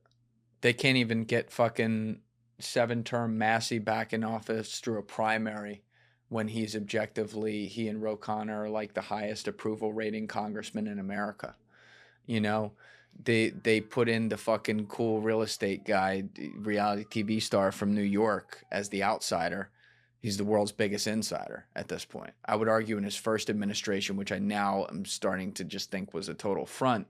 You know, he still had some outsider aspects. It was chaotic, but like there was certainly aspects of that there. Now, I mean, you know, he's an establishment. Yeah, it's not even establishment, bro. He's transferring all our data over to fucking Palantir. Who funneled his campaign. Day one in the Oval Office on like January 21st, he's doing press conferences with Larry Ellison and Sam Altman. Does that feel like an outsider to you? Larry, he's a great guy. Yeah, Larry's an awesome guy. He was probably on that list. Big fan of the show, I'm sure. Yeah. But, you know, it's he's on your Patreon, I'm pretty sure. Yeah, he's definitely commenting on my Patreon, checking it out as well. Shout out Larry. But, you know, like we showed it earlier, arguing for FISA 702, saying fuck the Epstein files. It's not real. It's a Democratic hoax. Like fucking standing Lindsey Graham. Does that feel like an outsider? Yeah, I wonder where the shift came with him, because I don't know, like, was he compromised in his first term? But he feels like he got like quadruple compromised this time around. It's a different Donald Trump this time around. It's a way more blatant, a way more outlaw, out in the open, doing whatever the hell he wants. No, like we've some of this is ad nauseum, so I don't want to like keep hitting like the no new wars. I'm gonna release the Epstein files. Like everyone knows this. I'm not saying anything new, but it does feel like a new Donald Trump. You want to put on the tinfoil hat with me? Mm-hmm. He's a triple dimensional alien. No, I mean, a lizard walker. I don't know, but I know that operations don't happen in a year. They don't think a year out. They don't think 10 years out. They'll think 30, 50, 100 years out. And I'm just starting to wonder if it was all designed this way. Don't you think there's too many variables to control to do something 30 years out? No. Oh, no. Like, No, because no. what? So Donald Trump losing was part of the plan for him to make a big comeback. And that's where I'm starting. But if you control both sides, it doesn't matter. It doesn't matter. But that's where I'm starting to wonder, because it's like, and I saw someone argue this online, and I'm like, that's an interesting point. Where they're like, the surveillance state and the real things that, even the stuff that we have no idea about because it's never been brought public, wasn't fully ready to go. Wasn't fully ready to go in 2016. So they delayed him? Yeah. And But and even how do to you predict delay that Donald him? Trump would live that long. He's an obese 70 whatever year old with a high stress, no sleep. Like, that's where it's like, I don't know. Maybe. Is someone really Yeah, like, and it's a who's the crazy they idea. behind the scenes? It's like, It's a crazy idea for sure. it's plausible, but Yeah. who knows? You have to wonder why it is so opposite day and why it wouldn't have been the first time around. That just doesn't add up. It's not to say, he did everything right the first time around. No, but like you could at least point to things where it's like, okay, yeah, that's, whether you agree with it or not, that's exactly what he campaigned on. Oh my God, he really is trying to do that. Oh my God, they just tried to impeach him over bullshit. Like, you could point to these things and objectively say that. There's not a lot you can say that about this time around. He's literally like, every single thing he does is the opposite of his old instinct, including looking at polls related to the most important things to many Americans. It seems like he used to be a populist, but not really anymore, doesn't it? Exactly. So that's what I want to know. What, they didn't suddenly blackmail him in fucking 2021. I don't believe that at all. I saw there's a post on Instagram where it was like, hey, people across the globe, what are news stories in your country that Americans aren't seeing? And one of them was that Trump was suffering severe health issues. And I don't know if it was mental health issues. Maybe people speculate dementia. He's getting old. Could it just be simply a psychological thing where he's getting kind of turning into a cranky old guy with the last few years to live, and he's just going ham? Yeah, it's like the same things, you see him falling asleep and stuff in meetings. How could you not? But these are the same things that they were hitting, righteously so, by the way, Biden for. Mm-hmm. Forever. And I don't think he's on a Joe Biden level by any stretch. Like, Joe was really gone. But, like, we shouldn't have 80-year-olds running the fucking country. I agree, and it's a subject that we're not going to cover on a full bladder, so I'm going to be right back. All right, we'll be right back. All right, we're back. By the way, dude, I said this earlier, but your videos going into DC with some of these other guys like Zach Faust and stuff, Great guy. Given the awards for the insider traders of the year are some of, can we pull up one of those, dude? They're some of the best things I've ever seen in my life. Oh, we had so much fun filming this. And for everyone that doesn't know, this was a bipartisan issue where we highlighted 4 of our major stock traders, and we gave them different categories, and we had plaques made in Milwaukee, brought them to Washington, D.C., marched into their office, and gave them out. And it felt very American. That is, oh my God. I don't know where the spike moment occurs, if you can see by the graph. But Yeah, there's some on Twitter too, Deef. the one where we kissed the wall was pretty good too. where you saw you were kissing the wall with the 2 flags outside, and then going, who was that? Was that Mark Wayne Mullins' office? You were outside? That's just like one of like dozens and dozens of our politicians that has one country's flag all over the place. Oh my God. It's all over the place. When you walk through Congress and you walk through the Senate, it's no surprise to see what is happening because it is everywhere. Oh yeah, here we go. Let's hit this one right here. So this is you, Zach, and who? Why am I blanking on his name? He's a really good guy. Oh my God, he runs a page where he tracks trading, and he runs like an algorithm where you can follow what. Oh, not the unusual Wales guy. No, he's close. Jackson. Jackson. All right. Let's hit it deep. Oh, yeah? You can't insider trade either. Knock, knock. Hello. How are you? Nancy Pelosi. We came all the way from Milwaukee to present different people with awards. Man, it's such a remarkable award. We think about people that have been public servants for a long time, like what, since 1987? We're giving her a Lifetime Achievement Award in trading. The return she's gotten, better than hedge funds for so many years, is so remarkable. And it's like, to do that as a public servant, it's like, you're working overtime for us, the Americans.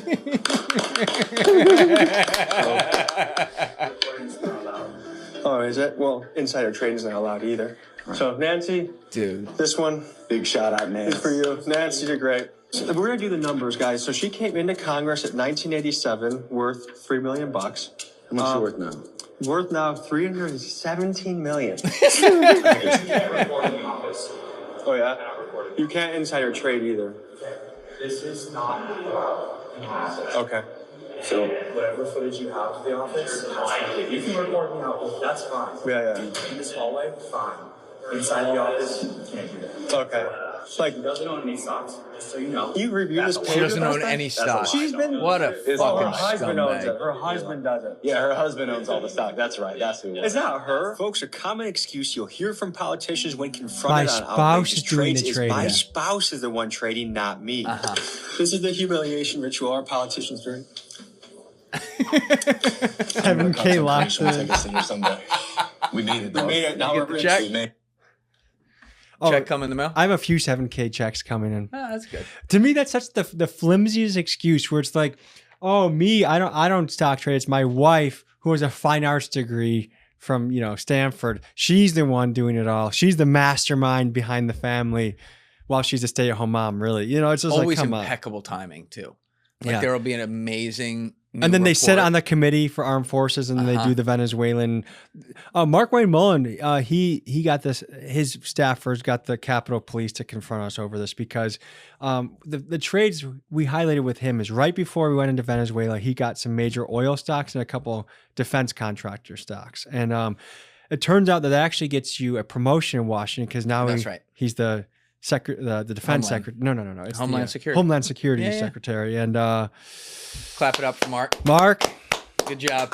Good job, Mark. We're gonna do this probably for a couple other categories. So we're gonna look into the gayest ones that are not out of the closet. So Republican gays that are pretty funny that are doing the Christian values.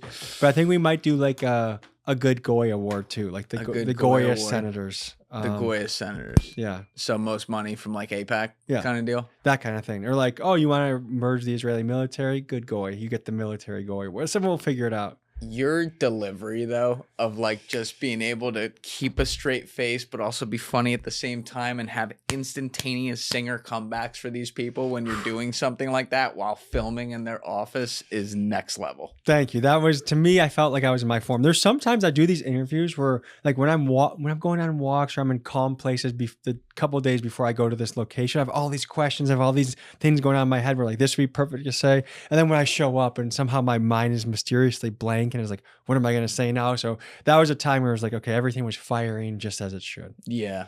And the faces of the staffers too. That's what gets me every time. Where they were initially like a little bit Oh, pumped thank about you. it. And then That's they're- so nice of you. But they know, like, that's the thing. They know. You can see it in their eyes where it's like, he shouldn't be here. We're really upset he's here. Why the fuck is this person here? But they know. They know that everything you're saying is unfortunately objectively a fact.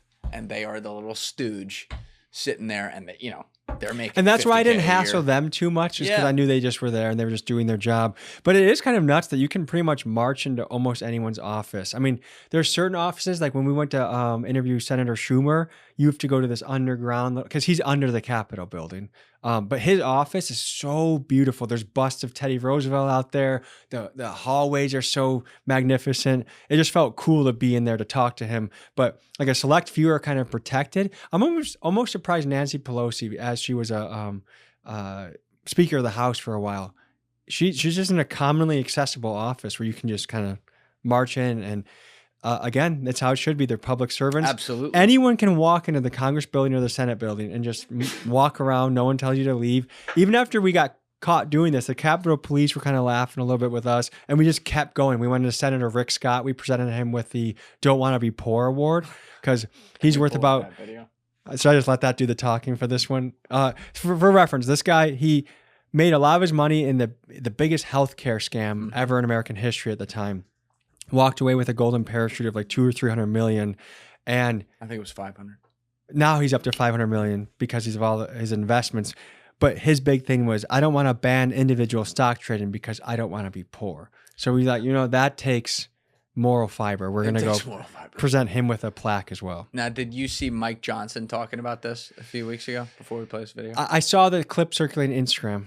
So he basically says, and this is how you know you have absolutely no fucking understanding of the people that you claim to serve. Mm-hmm. He's sitting up there saying, we make a really meager salary of $174K a year, to say nothing of everything's written off that they get to do, by the way. And it's such a sacrifice to be a congressman and in Senate, that we should be allowed to trade and do what we want to do. And it's like, my brother in Christ, you are making the greatest argument ever to solve this problem. It's called term limits. That way you wouldn't have to make the sacrifice for too long. You could go make money. Because, by the way, and I'm not even opposed to this, when you leave office, you were in Congress and the Senate. You got big financial opportunities after that. That's the free market talking. So no worries. You should be you get to go work for that. Monsanto or Raytheon and then like campaign and lobby. Yeah. Absolutely. And I may not like what you do or whatever, but that's the free market to where you can go out and actually cash in on it. So term limits, and then you can go do that. You don't have to, guess what? Now you only have to sacrifice for 6 years and you're done. This one I feel like was stifled. I feel like with what we had in this episode compared to the reach our videos normally get, this one definitely was stifled in the algorithm. It felt like compared to normal. I don't think some congressman is moving the levers on it. I just am a little bit surprised given what we did and what our normal videos do, that it didn't do a little better. With insider trading as the topic? Yeah. Yeah, that might have been it right there. It's one more, I think. Deef's trying to scroll and find it because we don't have the individual video. The next one is Mark Wayne. That's Mark Wayne Mullen's office. Yep. And then there's Rick Scott. Okay, let's do it right here. That's perfect. Thanks, Steve. If you make, let's say, 25% return on a stock and you file it months and months late, like Katie Britt did, you get a $200 fine and you get to keep the returns of the trade. Trump just experienced this. He made $3,600 single stock trades, $200 fine. But it's just a few seconds past this. Yeah, Who would you say are the people leading the charge to ban stocks, and who are the people leading the charge to not ban? If you fast forward just a little bit more. Hate corrupt people like. One is a very special award. Yeah. We have a guy who said this. So how many of you don't want to make money? Anybody want to be poor? I don't. So this idea that we're going to attack people because they make money is wrong. Rick Scott is notable because he actually was part of the biggest healthcare fraud case in U.S. history. His company got 14 felonies against it from the Department of Justice, but he walked away from that pretty handsomely. We'll check the numbers, but it's about like 200 million, I believe, he walked away from. And I apologize, Mr. Rick Scott. Let me correct myself. It wasn't $200 million. It was $300 million. To recap, Rick Scott's company defrauded Medicare and Medicaid out of hundreds of millions of taxpayer dollars. When put under oath, Rick invoked the Fifth Amendment 75 times. His company pleaded guilty to 14 felonies, and he was pressured to resign, but he walked away with a $300 million golden parachute. Bald usually is a better look. He's a U.S. senator who really loves Israel. Rick Scott, thank you for your public service, sir. Currently, he has about $500 million. And modest. When they asked him, do you want to ban stock trading? He said, no. Does anyone here want to be poor? So he gets the inaugural don't want to be poor. Hey there, we are a committee traveling all the way from Wisconsin to award bipartisan excellence, and we were looking to present Senator with a plaque. Is there any chance he's in town for a minute to... He's actually not. Oh, man. Oh, man. Us Wisconsin guys can't schedule that good, but is it possible to give him the plaque or have someone give him the plaque? We can pass him off for you. I just thought... That would be huge. That would be huge. We just thought it was really notable and remarkable. When asked if there should be insider trading or stock trading, he said, I don't want to be poor. So we're giving him the I don't want to be poor award. He's a public servant only worth $500 million. I mean, it's a tough time in this economy. And I think no one deserves this award more than Senator Rick Scott. So let's clap it up, guys. Rick Scott, he doesn't want to be poor. 14 felonies. Beautiful.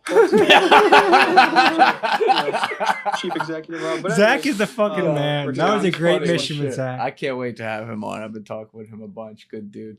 He also like was dead ass looking like your security this whole video. Yeah, just like standing there like this in the suit. Mustache. Love that. Love that. Dude, Looking that apart. felt so American. And the cool thing is, literally anyone watching this has the power to go do that. Mm-hmm. Yeah, but it's important to continue shining a light on it because these are the people that, you know, claim to represent you and claim to understand your plight. It's And unbelievable. Like, that's why I say fall of Rome shit, because it's all of them, dude. Like every part of the structure of the class of like what you would call elites, they view us all like fucking peasants. And it's just it's embarrassing because then when they get called out on it, no, it's your fault. How dare you question something like this? It's like, I should question something like this. You get insider information every fucking day. And then you're making trades and profiting off of it. Fuck you. That's not what we do. We go to jail if we do that. You know? It's absolutely crazy. You got to do more of these. Like you were saying, you got to go back and fucking. I wonder how long it'll take till they ban me.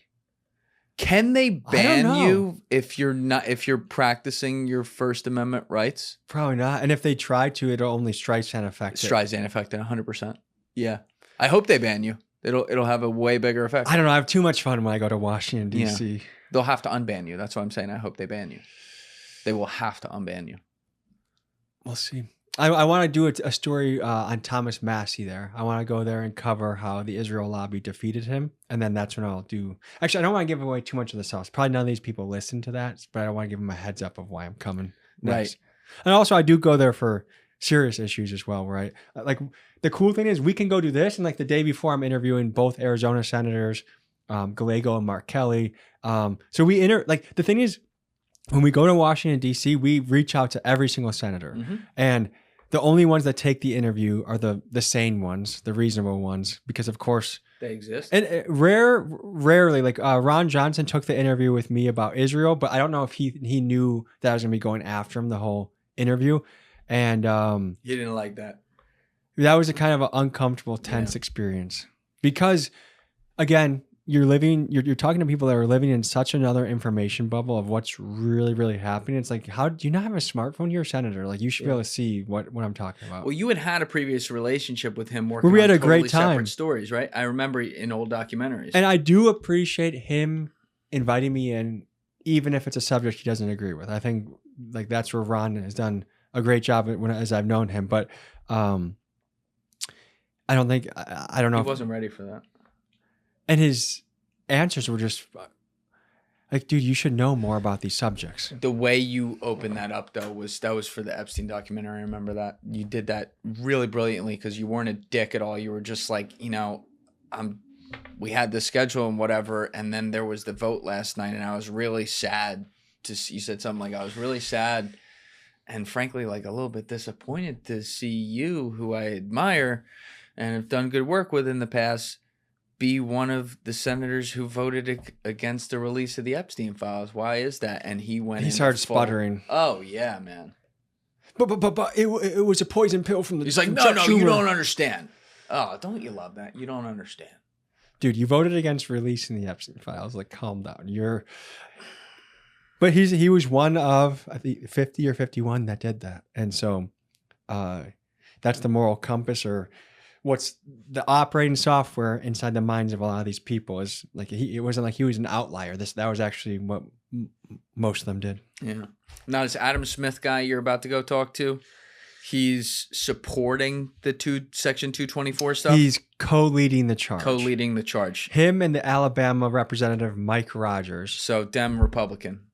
Okay. Unity for Israel. Unity for Israel. That's the only place it seems like we get unity nowadays. Have you had any off-camera discussions with him? I've interviewed him in full at our Airbnb in Washington, D.C., and it was a pleasant interview. And then I was like, again, I'm disappointed. Like, I like you. Now I'm disappointed to discover you're the guy leading the charge here. Oh, right. So what I'm saying is you haven't talked to him at all off record or off camera about yet this subject. About this This will be a fresh start. Okay. What was the last interview with him about? The Pentagon failing its budget every single time. Okay. Because he sits on that committee. How do you think he I mean, I'm going to go watch it with you right now when you're doing it. But, like, how do you think a guy like that can defend pushing a law like this? I think he's going to say that it's going to make it more transparent, more systematic, where we actually have a process for this collaboration with Israel that's going to benefit us from an American jobs in the weapons tech manufacturing sector, which is arguably true. And I think he's just going to say, like, they are, one of our great allies in the Middle East, so we should keep building with them. We've had great track records of success busting terrorism. I would guess it's going to be the usual trope. What would you say is going to be his common defense? I don't know, because I'm not that familiar with the guy, but let's go find out. Let's do it. All right, everyone. We'll be right back. We'll react to some of it when we get back. All right, we're back. That was interesting because a lot of cognitive dissonance going on there, I think.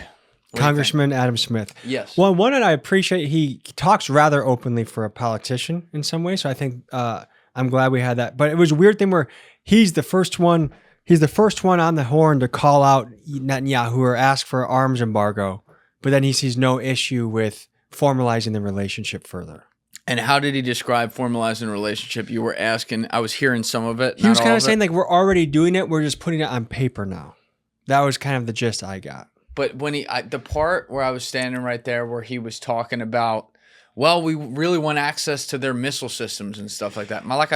He was asking, like, he was acting like Israel was doing us a favor by this arrangement. He was like, they're not really going to, almost as if they're not going to benefit much from it, but we are going to be able to use their technology for the Iron Dome level of stuff. Again, but they're getting a lot of that shit. Not all of it, to be clear. It's not fair to say all of it, but a lot of, like, the military technology and weaponry they've gotten from us. Well, would anyone quantify our relationship with Israel as they are the giver in it? I don't think, especially with intelligence, they've never been known as the giver. And you can just ask John Kiriakou, other guys about that. They are the taker, and we are the host. Everyone from the scale of Kiriakou to Bustamante that you talk to in that world that I've spoken with has told me some version of that. So the idea that, it's just this nice thing that Israel's doing for us so we can benefit, it just doesn't feel like what I've seen in reality. Yeah. He's definitely, that guy was impressively media trained, though, because you were really hitting him and he was not getting frustrated at all. Very, very unflappable. Yeah. I don't know. I feel like it's one of those conversations where I ask the question I want to ask, but I still don't fully get it. Like, I felt like I didn't quite still get the answer, or it just didn't make sense that now we have the potential for Israeli companies to be on our soil, which I guess was allowed before, but formalizing it, I don't know a lot about it. And I guess the one thing that I was excited about was I got to say, look, the pulse of the people under 40, Adam, I just want to say this, is none of us want this. It is very unpopular, and we feel we're teaming up with the most diabolical country. And I thought, he said, interesting. Like, he thought me calling Israel diabolical was... he said interesting to that. Because he still called it, like, the threat of Iran. And I'm like, well, you mean they call it the Iran war when they're the ones that got attacked. Like, I think that's funny, is the person that gets attacked, it's their war. They get branded with that. Yeah. And that's why we're so ass backwards here. And I knew this was going to happen before it even happened. It's like, not the war itself, but I'm saying, like, what the narrative was going to be. You're putting people who are trying to be objective about this thing and, like, look at it, and clearly the evidence stacks up to this was not in our interest to do it. Very clearly, talking about the United States.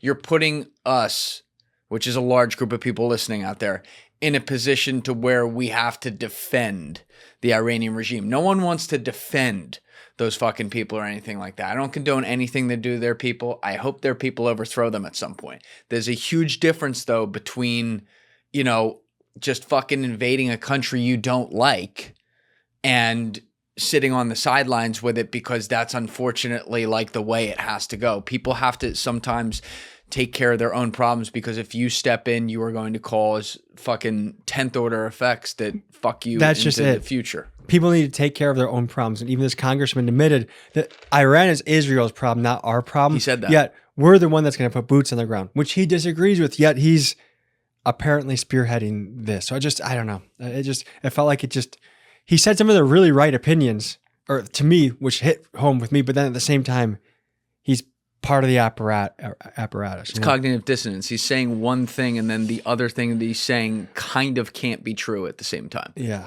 Maybe you could make the argument that a part of it could be, but the strength with which he was like, oh yeah, this makes total sense. We're just formalizing it. Like, come on. You ask him about his APAC guy? That was one thing I wish you would have jumped in here and said. I could have passed that note. I'm sorry. I didn't want to step on you while you were doing it. You were really locked in. Tag team's good. When we go to Washington, D.C., we can... Okay. It's like a Navy SEAL unit with cameras. That's what I feel like we are. When are you going down there? I don't know. I would like to go before the end of the year, before Massie is out, because I want to get his story. Yeah. So that's the deadline, is somewhere before the end of December. Because right now we have a lot of interesting stuff we're covering, dude. Like we just got to do a Clayton County Sheriff ride-along. So the jail you've seen me in, we did a ride-along with their sheriffs. I totally understand why their jails are full. So this is what we would do is we would patrol, and these guys had really keen eyes. So we'd see pretty much a black guy at a gas station, and he wasn't pumping his gas for 1 second. So they'd be like loitering, boom, box in his car, go up to the window. Of course, they smell weed, clear him out, search the car, handcuff him. But the thing is, even though on the front end it was like, what was the probable cause? It didn't feel like we should be there in the first place. On the back end, okay, the guy had a switch on him and he had cocaine. It's like the cops' instincts a lot of times were right, but the pretense for getting them was off. There's another arrest we got to make where, and Keegan was on foot with this one, was a cop went up on a guy with a towel over his lap, just parked in a parking lot. And again, he was just parked in a parking lot. So like, did a cop really need to interact with him? I would say, But I also don't live in this area, a high crime area, where you have to be proactive. Proactive police work is the framework that they use to go after high crime areas, where you stop it before it happens by looking for the little things. Anyways, they approach this guy. The guy starts wrestling under here, and Keegan thought he was going for his wiener because he was doing something in the car, but he was going for a gun. And so the cop had to wrestle him with a gun. Then the girlfriend came out of a hair salon, half braided. He threw her to the ground too. And then we start looking through this guy's, well, not me, but the cops start searching this guy's vehicle. They take bottle after bottle of boner pills out. And we just couldn't stop laughing. And the guy's arrested in the back of a car, and we're laughing. He hears us laughing. He's like, come on, man, I'm 61. That's the thing, though. It's like you want to be able to stop crime before it happens. But, there's another, I keep forgetting like old quotes today, but like, one innocent man in jail's worse than 100 guilty ones on the street. Mm-hmm. There's something about like the precedent of what that leads to, which we're seeing a lot of other examples in society with other things that we've talked about already today in some cases, where it's like if you start to say, well, it's for a better cause that we do it, and look, the ends justify the means, and then what does that let you do? Mm-hmm. Yeah, I was wrestling with that ride along a lot because I respect those officers. They put themselves in very dangerous situations, and their instincts were so on that every guy that they ended up stopping did feel like a guy like, okay, this guy is definitely would have been involved in a shootout at some time in the next few months had we not stopped him. But like it'd be like literally sitting at 1 second for a gas station, not pumping. Hey, he's not pumping gas. He's just sitting there. He's scrolling, loitering. Boom. Boxing. That's heavy force for just sitting in your car. I'm not cool, and they did that on camera with you guys repeatedly. That was their tactic. Yeah, I'm not cool with that. I'm sorry. Because if that was happening to you in your city, if you got boxing at a gas station, but then these officers would say, "Look, you're naive. You're in a safe area. You don't know what we deal with. These are guys that if you pull up their record, they've shot 3 people." We're really making our streets safer. Like that, there is a little bit of a yin and yang to their argument. And let me be clear. I'm not saying that like it's bad intentions on their part. Sometimes it is. You see bad cops. Every profession has bad people. They have some too. But like a lot of times it's good intentions. But like again, the road to hell is paved with good intentions. Mm-hmm. So it's hard for me to like if I were operating in a district like my friend Tom Smith was in one of the sections in New York where there was like it was a 1 mile section. There were like 87 homicides in 1 year. Mm-hmm. Would I think of shit differently? This was what streets was that on? Like projects kind of stuff. There were some projects in there. Yeah, it was a mixed bag. I think it was on the west upper side of Manhattan, I want to say, but double check me on that episode. But like, I'd probably have a tougher perspective if I were operating in that kind of environment, because people are dying. You know, there's nothing scarier than that. And these are guys that are willing to do high speeds, guys that might shoot at you, which actually it's more rare than you think. Like, given how many of these guys are violent and have guns, they really don't shoot at police as much as you would think they would. Like, it's mostly flee. Like, Keegan was on the scene the same day. There was a 160-mile-an-hour motorcycle chase on the highway. And these officers in Georgia, most car thieves I know are terrified of Georgia because they do pit maneuvers and they can really get you. These cops kind of boxed the motorcycle in, and the motorcycle crashed. Got unbelievable road rash. I think snapped ankle, locked him up. And Keegan ran all the way up to the guy, like, next to his face and was like, what's going through your mind, man? Oh, my God. Sometimes it's like you guys are the modern day cops, like the show. Riding around with cops in a high crime area is so much fun. You ever play like the Reno 911 music while you're doing it? I wish we would. You should do that. Yeah. That's a pretty good idea. I think they would appreciate it too. They'd probably like it too. And the cool thing is the channel is so far reaching that a lot of the police officers knew and loved the channel, and a lot of the guys who were pulling over knew and loved the channel. So like there'd be a guy with head tattoos and cuffs that just got boxing at a gas station that I'm like, hey man, what's going through your mind? Oh, you just got out of prison for 5 years? Like, tell me what your plan is right now. And like we get to have that where neither of them are mad that we're talking to the other guy in front of each other. And that to me feels like a really fun tightrope that we're getting to walk. Yeah, it's like almost strange though too, because like it's a real life thing. There's like there's a arrest transaction, if you will, happening here, and you're just getting, yeah, can I get a live reaction to that? Mm-hmm. I know this is the worst day of your life or the worst day this week for some people, but how you feeling right now? Kind of crazy. Yeah. This all started with prank videos. Isn't that wild? You never know what things can pivot into, because prank videos, one, got me even more comfortable in the hood because I was doing wild stuff in there, doing homo rapping. That was Rapping.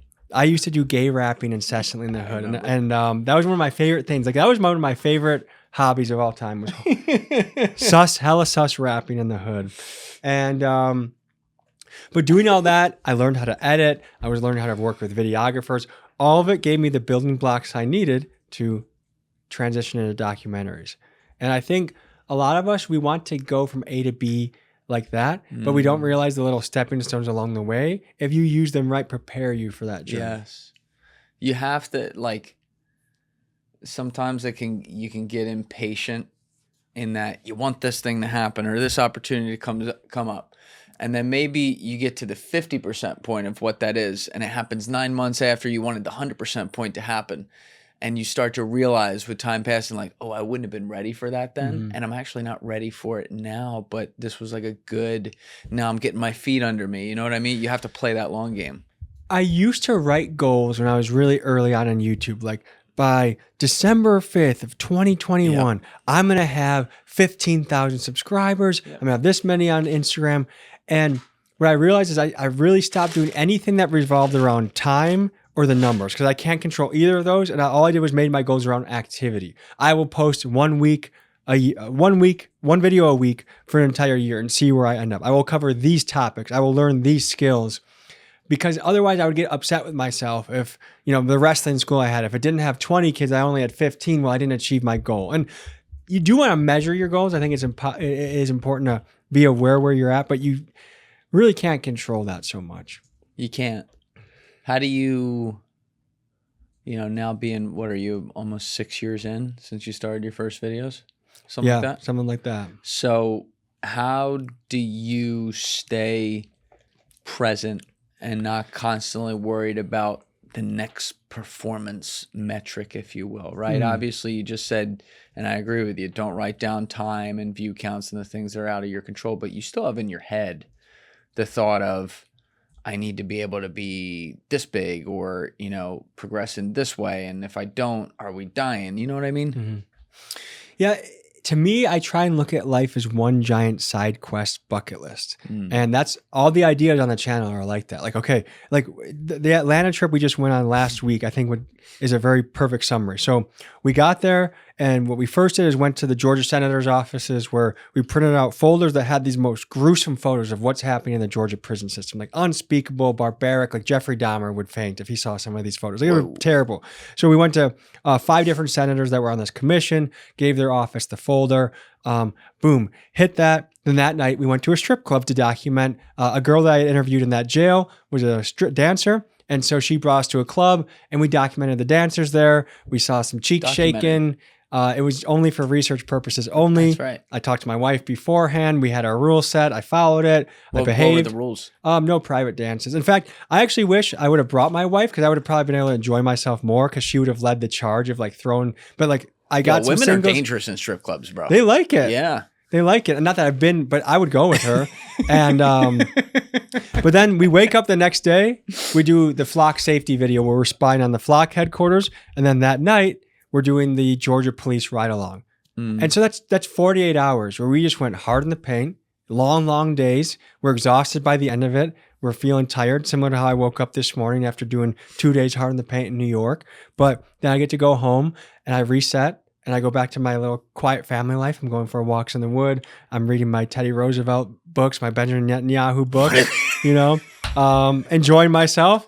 And then in a couple more weeks, we're going to go back into the fray and get into some action. We're actually going to Cook County Jail in Chicago this coming Thursday.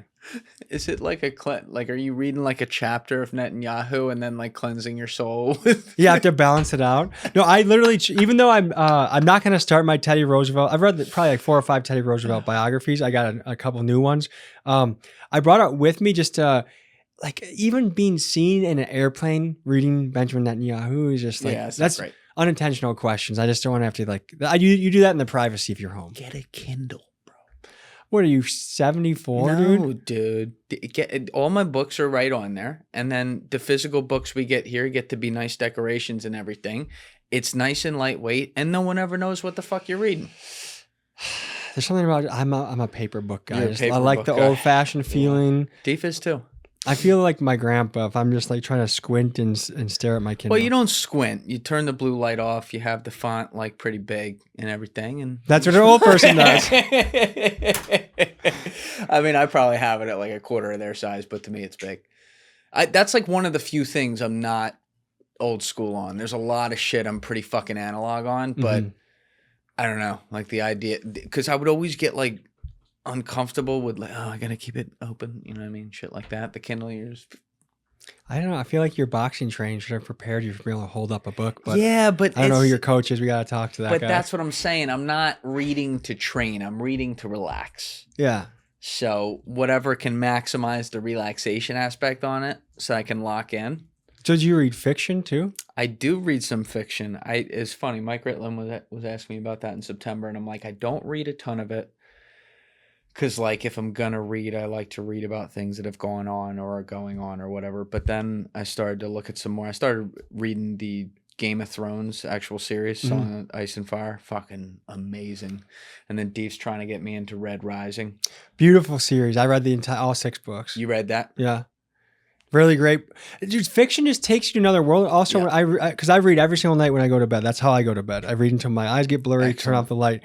But if I read BB to sleep, it's like 10, 20 pages. If I'm reading Dune or Girl with a Dragon Tattoo, I can read. I stay up. Right. Like sometimes I'm up till 11, midnight, just reading. And I go through the book in a few days. Whereas, so I think we should balance it out. I think also, like, I don't know if it was like the Red Pill Alpha Man era where every book you need, it has to be like, I'm learning sales tactics. I'm advancing. Think big. I'm going to grow rich. That's all good. But fiction also teaches you a lot about the real world too, because they make characters that feel so alive. That's why J.K. Rowling was able to get children to camp out in front of Barnes & Noble and wait for the book because there's something so powerful about that story that we all felt. Fuck yeah, there's there's a amazing human element to it. That's the best storytelling that there is. And I think like we've also seen it to where, not to even be dystopian about it, but for real, I think it's like a great lesson. You see a guy like Orwell write books years ago, like 1984, and then you see some of those patterns playing out, and you're like, wow, this guy wrote a totally fictional story that was based on human nature discussing things that could happen in a type of future society that even if he didn't have all the technology right, the fucking ideas, whoa. That's what makes fiction wonderful, is it has to be real enough to what humans hypothetically could do that you identify with it. And that's why you get so strongly invested with these characters. Yes. Yeah. I really want to get George R.R. Martin in here, the guy who wrote the Game of Thrones series, because the thing that really strikes me about him is that his profound understanding of every angle of human nature that still exists today, writing about what is fictionally a Middle East or not Middle East, like medieval time period or, 2,000 years ago type time period, his understanding of human instincts to the most negative degree and the most positive degree is almost unlike anything I've ever seen. They also have to understand archetypes of heroes. Like, have you ever read the book Power of Myth by Joseph Campbell? I know the book. I have not read it though. Basically, he examines across many of the world religions, from like little, Comanche tribes to Hindu, whatever. That's not it. Hindu, that's the language. Anyways, all world religions, and looks at the common archetypes of the hero myth, of the villain myth, and how they all kind of boil out to similar things. And a good fiction person knows how to integrate that. And then you can tell, like, if they don't understand human psychology well, it's going to be a flop. You're not going to really pull with the character. Absolutely. Like, people need to feel like they understand people that they even don't want to understand. You want to be tricked into it, And there's a part of them that you see in yourself. Yes. Or that you hate within yourself. And that's what, like, a lot of times creates the villain. Like the trait that you don't like about yourself that the villain is doing, like, that's what makes you hate him even more, because you're capable of that also. Yes. And I'm not just saying this to glaze you, but I think that really comes across in the work you've done across the spectrum of all these different topics, to where you meet people that are great and people that are not so great. And then more than likely people who are somewhere in between a lot of the times. And I think we said it earlier in some context, but overall, like, you do such a good job of just being a normal Joe with them, a normal human, asking questions to try to understand that they express themselves in a way where they're usually taking you through their literal environment because you're on the scene with them.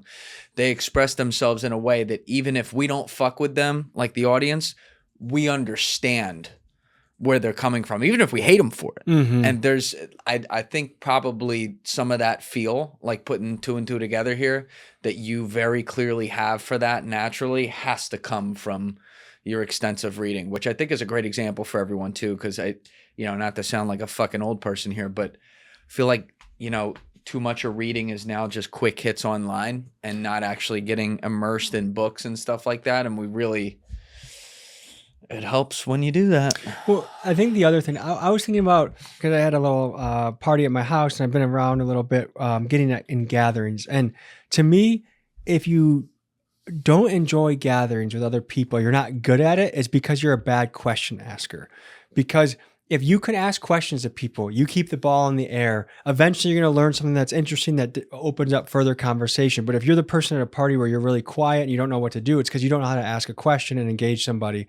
And by reading, you become well-versed enough that you can hit almost any topic. And so that's the superpower of reading. And I think, what do they say? If you have a book with you, you're never without a friend.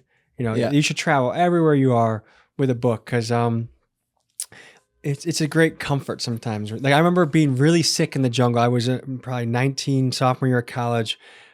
Was living with a tribe in the Ecuadorian jungle. We took a little 6-seater from a tribal airport into the jungle. And like day 2 or 3, I got miserably sick. I was drinking the spit. I was covered in mosquito bites. And I was laying on the bed there was like this wooden rack that was elevated maybe 4 or 5 feet, so that maybe it was mostly bugs or creatures couldn't get to you. But I was miserably sick, and I had the book Endurance. I think that's the Pearl Harbor, or the prisoner of war camp story, where the guy, they made it's not Endurance. It's the Angelina Jolie directed one, in something like in Unbreakable or something like that. Yeah. It was one of those adjectives that you're going to persist. Yeah. And so I remember reading that and thinking about what that guy was going through. And then I started feeling not sorry for myself anymore, not alone, not like I'm going to get through this. And then it was like, as I was starting to get that feeling, a little kid walked in, gave me a bunch of bananas from a tree to make sure I was okay. Then they left me there for a little while longer. And after a little while, I recovered the next day and I was kind of back in action. But a book is always something that in a moment of need, like right now, the reason I bought Teddy Roosevelt, some more books on him, the Edmund Moore series, I'd read the first one, but he has 2 more, is I think we need a modern day Teddy Roosevelt to come about. A guy that can fight the power, a guy that loves nature, fights for people. I mean, Teddy Roosevelt was one of the guys that he was a police commissioner in New York, and he went around the beat with Jacob Riis, who was the first famous flash photographer. And this is where they photographed how the other half lived, is what they called the photo series. And it was basically showing the slum tenements of how some people are doing these like 96-hour-a-week factory jobs, and then they come in, these immigrant families share 1 bedroom, 2 bedrooms with 12 people. But I want to read about the people that inspire me to be the man I think I hope to be, or I want to be, or helps me identify the people out in the world that are that hero archetype that we need.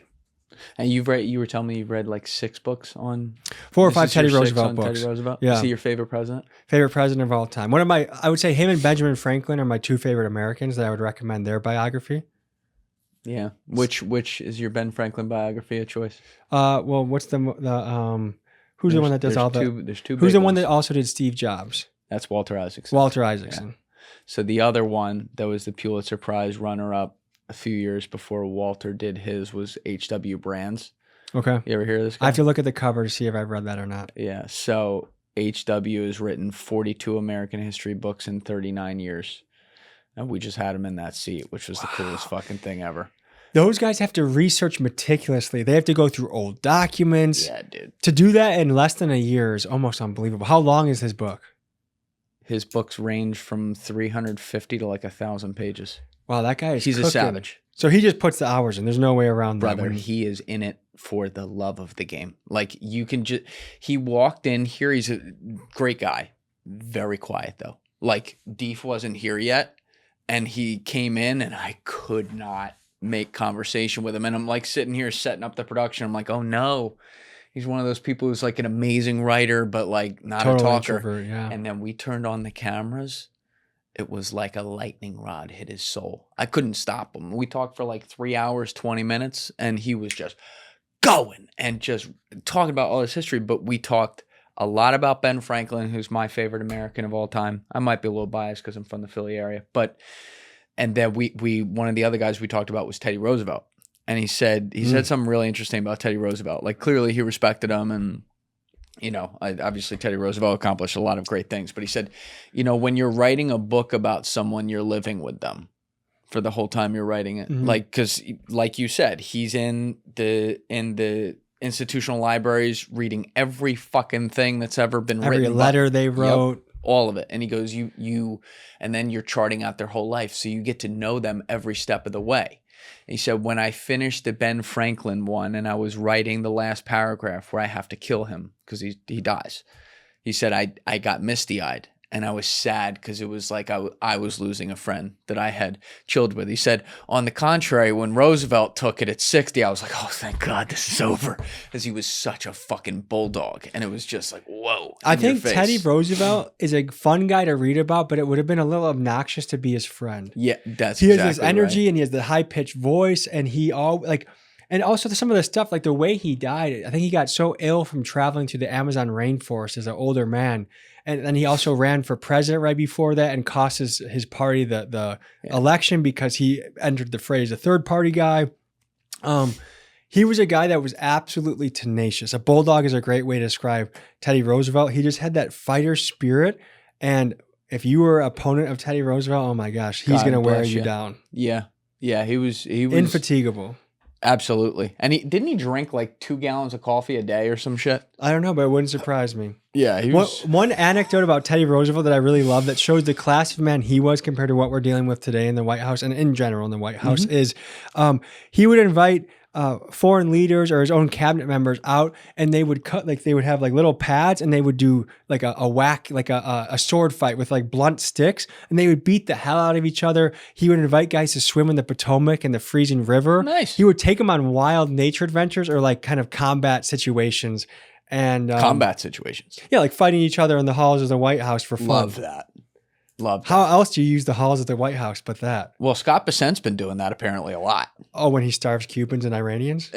Before that, I'm just saying, like, obviously he's doing all that shit. He's starving Cubans and Iranians and bragging about it. But in the actual White House, motherfucker's throwing hands. Really? Yeah. He beat the shit out of Elon.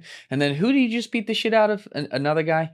Who? Can we Google that? What's Scott's background as an athlete? Does he have something going on? I don't think so. He just has a temper, or he has he's ready to go. Apparently he's got some hands. Really? Yeah. I'll give him that. Good for him. I mean, you have to look at the yin and yang in everybody. And Scott, I don't have a ton of great things to say, but if you can throw a hand, Scott, good for you. I will say it's like, if you, as a side note though, if you are Scott Bessent and you run around Davos, already bad optics, in January, laughing and bragging about how you are going to take the Iranian currency to zero, with the idea that it's going to force people in the streets, and because they have an evil regime, which they do, they will then take action that results in the death of some of those people. You know, if I see a crazy PCP'd out meth head outside who's going and screaming at everyone in their pathway, and I run upstairs and grab a loaded fucking weapon and walk outside and hand it to them, I'm pretty sure I get charged as accessory for murder in a U.S. court. I don't know. I haven't brushed up on my law books. So how does he not get charged for accessory? Yeah. But I wonder this, because at the highest level, you have to do cold calculations. And what's his calculation? Hey, and again, I don't like his decision, but I'm playing the devil's advocate here, which is, hey, if I force a really fucked up economical situation in Iran, will I then save more people in the long run because I flush out this bad regime? So there's going to be a little short-term pain for long-term gain. I don't know. That's what you have to wonder about, how these people look at these situations. Math trade-off. Because when you're at that level of government, you do have to look at it. Like that was one of the, there was a guy that wrote the book, Dan Wayne wrote Breakneck. It's a book about how China's engineering state. Basically, the distinctions were the United States is a lawyer state. China is a engineering state. And right now, we're so handicapped by lawyers, like even publicly, things that should be publicly accessible, like a high school playground that we've all funded, or track, or pull-up bar. There's a fence 15 feet high around the whole thing, and we can't even access it because someone's afraid someone will fall and then sue. And so that's where our Achilles heel is, whereas China's Achilles heel is they're going to lock everyone inside during COVID because they've ran the numbers, and 0.01% of the people are going to do this, this, and that. But as an engineering state, we're going to project a better future. Again, road to hell is paved with good intentions. I don't even know if... In a lot of situations, they're damned if you do, damned if you don't. They are, but it's like, I don't know. You always got to try to have the longest view in the room, and the longest view in the room does involve pain. And it's interesting that you talk about like the trade-off, like, well, if they lose 7,000, we can take down the regime and it'll save 7 million over the next 50 years. It's an interesting mathematical equation, but the optics of like bragging about it and being excited that people are about to die. Not being sober about it and aware of it, but being like, ha ha ha, power. That's right. Yeah. That's right. There's something that's wrong with that. And yeah, this is another one. I can't find the one either, Deef, but he just beat the shit out of someone like for real in 2026. But this was another one. He almost beat up Bill Pulte. I'm going to punch you in your fucking face. That's one At tough least gay, someone bro. has testosterone in the White House. Yeah, that's a tough gay right there. Bessent's gay too? Yeah. No way. Yeah. Really? I don't see the Pride celebrations talking about him. You know, there's a lot of underrated gays, or like right-wing gays right now that are like Sam Altman. Well, he's open about it. Sam Altman is gay. Yeah, he's open about it too. Peter Thiel is gay. He's open about it too. You're talking about the ones that aren't open about it. Yeah, no, but like usually when you think gay, like I was just at a gay wedding a few months ago, you know, the guy had glitter on his face. It's pretty progressive. We're having a good time. We're dancing. And like you can just guess what values they have, but we don't really think like they're outside the stereotypical gay, the Peter Thiels, the Scott Bessents, Marco Rubio's. No, I'm just kidding. I don't know if he's gay or not, but pause. We don't usually think about those are like the maniacal gays, the scary ones. Like Peter Thiel might have someone in a dungeon right now. He definitely pure spec here. Yeah, I'm gonna agree with Deke. And that twink might want to be in the dungeon. Is the thing? You want to be in the dungeon? No, that twink. Oh, the twink does. Yeah, I don't want to be in Peter Thiel's dungeon. Okay. No, thank you. You trying to take a trip to Argentina? Ooh, long pause here. It depends on the story, but if it's involving Peter Thiel, you didn't hear about this? Yeah, he's moving out there. Correct? Yeah, he fled to fucking Argentina. Argentina, which we're talking about. Remember, we were talking about transnational elites. Argentina is another place that, if you're looking at the lens through Israel. You know what? Let's fucking leave that in the past because we've talked about them ad nauseum. But I just Diva Mir over here like this right now. Yeah. Oh my god, it is interesting though. There's some money flowing there. They have their hooks in a lot of places. Yeah, just a few for sure. You're talking about this. Yeah, Sergeant Deef is on it. I also recently read Henry Ford, and I won't say the title of the book, but I had to balance that out with BB, so now you guys understand my trajectory, okay? Is what you're talking about? Kind of interesting. Oh yeah, I did see this graph. What is this, Steve? What am I looking at? Countries within. Oh, go ahead. Yeah, countries within the range of Iran's missiles. Israel's missions or sorry, Israel's? Of Israel's. Oh no. Australia's starting to look. Argentina's dangerously not in that range. Mexico's looking pretty good too. Mexico's looking clean as fuck. New Zealand looks like a solid place to move to. New Zealand looks like a really solid place to be. To put a bunker. Yeah.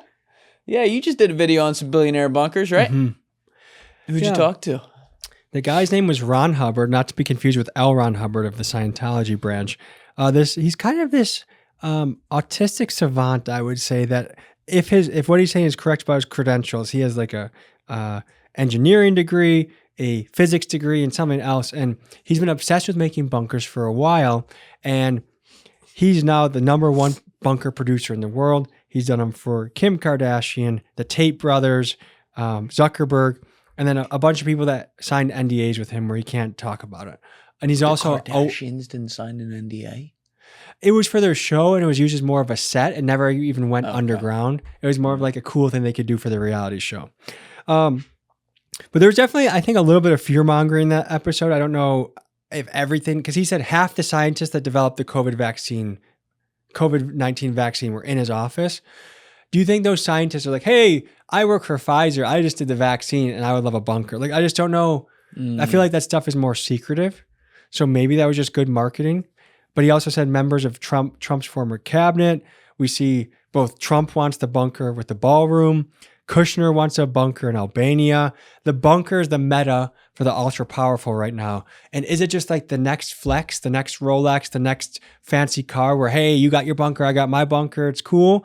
Or is there a more sinister awareness of what could happen because they're going to the Davos Commission or whatever they're going to? It's hard for my head to not go to there's some sort of sinister awareness. And then my next thought goes to I hope it's just they're getting fearful of a 0.1% possibility, and because they're rich enough, they're like, fuck it, I'll have this just in case, and therefore the percentages say that thing won't happen. But I was talking to someone recently who's doesn't have a bunker and doesn't have money like that, but you know, they're from the world that knows some things. If you catch what I'm, yeah, absolutely, and heavy, and they were talking about some of the places that they're looking to move right now, very strategically and specifically located to minimize the effects of a thermonuclear or whatever the fucking term is. Can you share with us in the audience where these locations might be? Was this the graph we were just looking at? This person was actually more referring to places in the United States that minimize it. Because of going underground? Or just in general? Just in general. So, and they had very specific reasons for it that were way above my pay grade. But can I guess and you'll tell me? Yeah, but keep the camera on, Tom. Okay. Alaska. Keep going. I'm gonna guess north. I mean, I'm gonna guess the kind of the tips enough away from LA and New York and Chicago. So I'm probably fucked in the Milwaukee area. Louisiana? Who's nuking Louisiana, dude? But what's Louisiana close to? Louisiana's in the strike zone of, as far as I know, Houston, please correct me in the comments, Dallas. but they're in the strike zone even of like radiation if Miami got hit and stuff like that. Okay, what about South Dakota? Those areas. Remote. So basically just remote away from city centers. Is that what we're talking here? Yeah, I think so. Okay, I think that's fair to say. Okay. But I'll get some consulting with you after the show. Just, I when you keep hearing a preponderance of stuff like that, you're just like, all right, how bad is this? It's a bit unsettling, huh? Well, the one part that makes me feel a little better, and I don't know if it should. New Jersey was on the list, right? New Jersey was not on the list. New Jersey. I wonder why. If we get hit, it's been nice knowing you people. But, when you hear all this and then realize that in all likelihood, DARPA was like 30 years ahead 30 years ago, you wonder if they're so far ahead now that they already have it figured out. But that's the best case. That's like the good scenario. The bad scenario is we're already in it. Whatever the simulation is or the AI takeover and all the thermonuclear events that could come with that, and they just know when it's coming. I don't know. It's beyond what I can conceive, I mean, the good news is that experts can consistently get things wrong. Like the Y2K. There's a widespread panic. Right. All these experts were coming online. These smart Ivy League certified people were saying we should really watch out. And then inevitably you woke up the next day and you're okay. You're okay. And the positive thing is humans generally do find a way to innovate their way through. And I like to think that the elites need us alive to support the tax base that they take from. Like, would we be valuable if all of us were dead and then we also ruin multiple ecosystems and farmland? Like, that doesn't seem valuable to the people that need to survive. But yeah, the elites need resources though that are just higher than the standard resources of the people around them, which means it could become a dog-eat-dog world if the elites were reduced to a world that's filled with just some other elites who are less elite, and therefore their money means more, among a smaller population, if you will. Or if they're really worried about having to go to another planet, and that's actually just a survival who really instinct. wants to do that? I don't want to fucking do that. I don't think anyone wants to live inside like a little storage container on Mars when I have beautiful outdoors in the United States. That's to right. Walk through. Do you ever feel like you've been doing this a long enough time now, and I know like you're a really reflective guy, but do you feel like yourself and your worldview, beyond worldviews, of course that's going to change, but like, I don't know, your values, your outlook on life changing? I have unfortunately got a lot more cynical in the last couple years. Join the club. I was a very naive kid for a lot of my life, and now it feels like there's just one big ogre after another that you look out and you're like, this is fucked up, that's fucked up. And then when you know the will of the people is similar to how we feel, and that still, besides even though the masses feel this way, it doesn't seem to matter. That's what we were talking about earlier about the despair. But then I get revved up and I'm like, okay, like we got this. We're going to make it through, because there's people groups have been up against way worse and overcome it and made it happen. And we're capable of that. But I would say the other thing is being desensitized. It's just a natural consequence of the job. I remember being in Chicago 3-4 years ago, about to interview a fentanyl dealer, like shaking with nervousness in the car. Like, should we even go up here? Is this a good idea? Like, are we gonna die? Should we just go home? Like, considering just driving the car back home, which one video shoot in Chicago to interview prostitutes on the street. I remember we actually drove halfway home because I chickened out, and then the guy convinced me to come back, and it ended up being a really great time. Great time. But now it's just like, oh yeah, you're selling fentanyl? Let's see it. Okay, let's talk. Like, it's so much more matter of fact. Yeah. And I don't necessarily like all that about, like, I don't like that sometimes. Well, it means you're doing your job.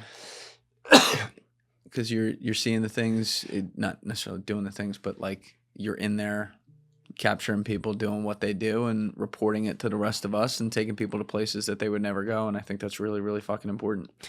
I think I just need to be very conscious of balancing it out. So like Yes. when I had a cookout last week and had some really close family friends and just having a good time, or like seeing my boy run through the woods, and like we're looking at turtle eggs that have just hatched. And then we go over there and we see the snapping turtle. Then we look for the woodpecker. Like that to me are like the beautiful little moments that I gotta lock in. And that's the duality that those are the balancing forces that I gotta appreciate. You got your house, your life, your wife, your kid, nature. Which is good a friends. wonderful, great portion of my life. Like Yes. I'm so lucky with my wife, my kid, my dog, and so You got great where people. I live.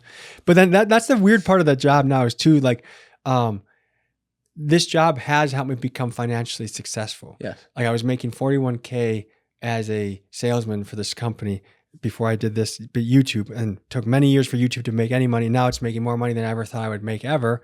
And now I have this very safe, cushy life. And then I go out into, I was just in a bunch of trap houses yesterday. And it's a funny dynamic that covering this shit has actually made my life safer or better. Actually, we just did a New York trap house episode, but it's gonna be a treat because we have a lot of mixture. We have the low end crack houses, we have a high end penthouse trapper, Right. We have a bodega trapper, a van trapper, and a Yes. suburban trapper. Good. We started off on the suburban trap house because we were driving. I'm like, there's no way this is a trap house. Like I was hearing the drugs he thinks that he was gonna tell me he's gonna show me. Like there's no way it's in houses like this because the neighbors would care. There's traffic. Okay, so we go in there. He pulls out crack cocaine, pills, weed, and I'm interviewing him about it. And then there's a knock on the door. Travis, you don't lock me out of the house, Travis. This guy, one of the guys in the crew, his mom showed up to the house. We were in the mom's house, and then she runs around to the back end. Miguel runs to the door to capture her coming in. We got busted by this MILF in Long Island, and then what happened is we were all bunched up by the front door trying to get out, and the guy couldn't unlock it. And me and my crew were in the back, closest to the mom, and she's running towards us. And it's like, I'm sorry, Mom. If I would have known this was your place, I would have never come. I didn't. You got in this weird situation where I'm on your side. I would be mad at Travis too. Yes. That's it. That's all you're doing. Yeah. It's okay. Miguel's always about that life, though. Miguel's on that's that great shit, to see. yeah. He's right here the whole time. He doesn't move. Just like this. He's watching you getting waterboarded. He's like, I need more.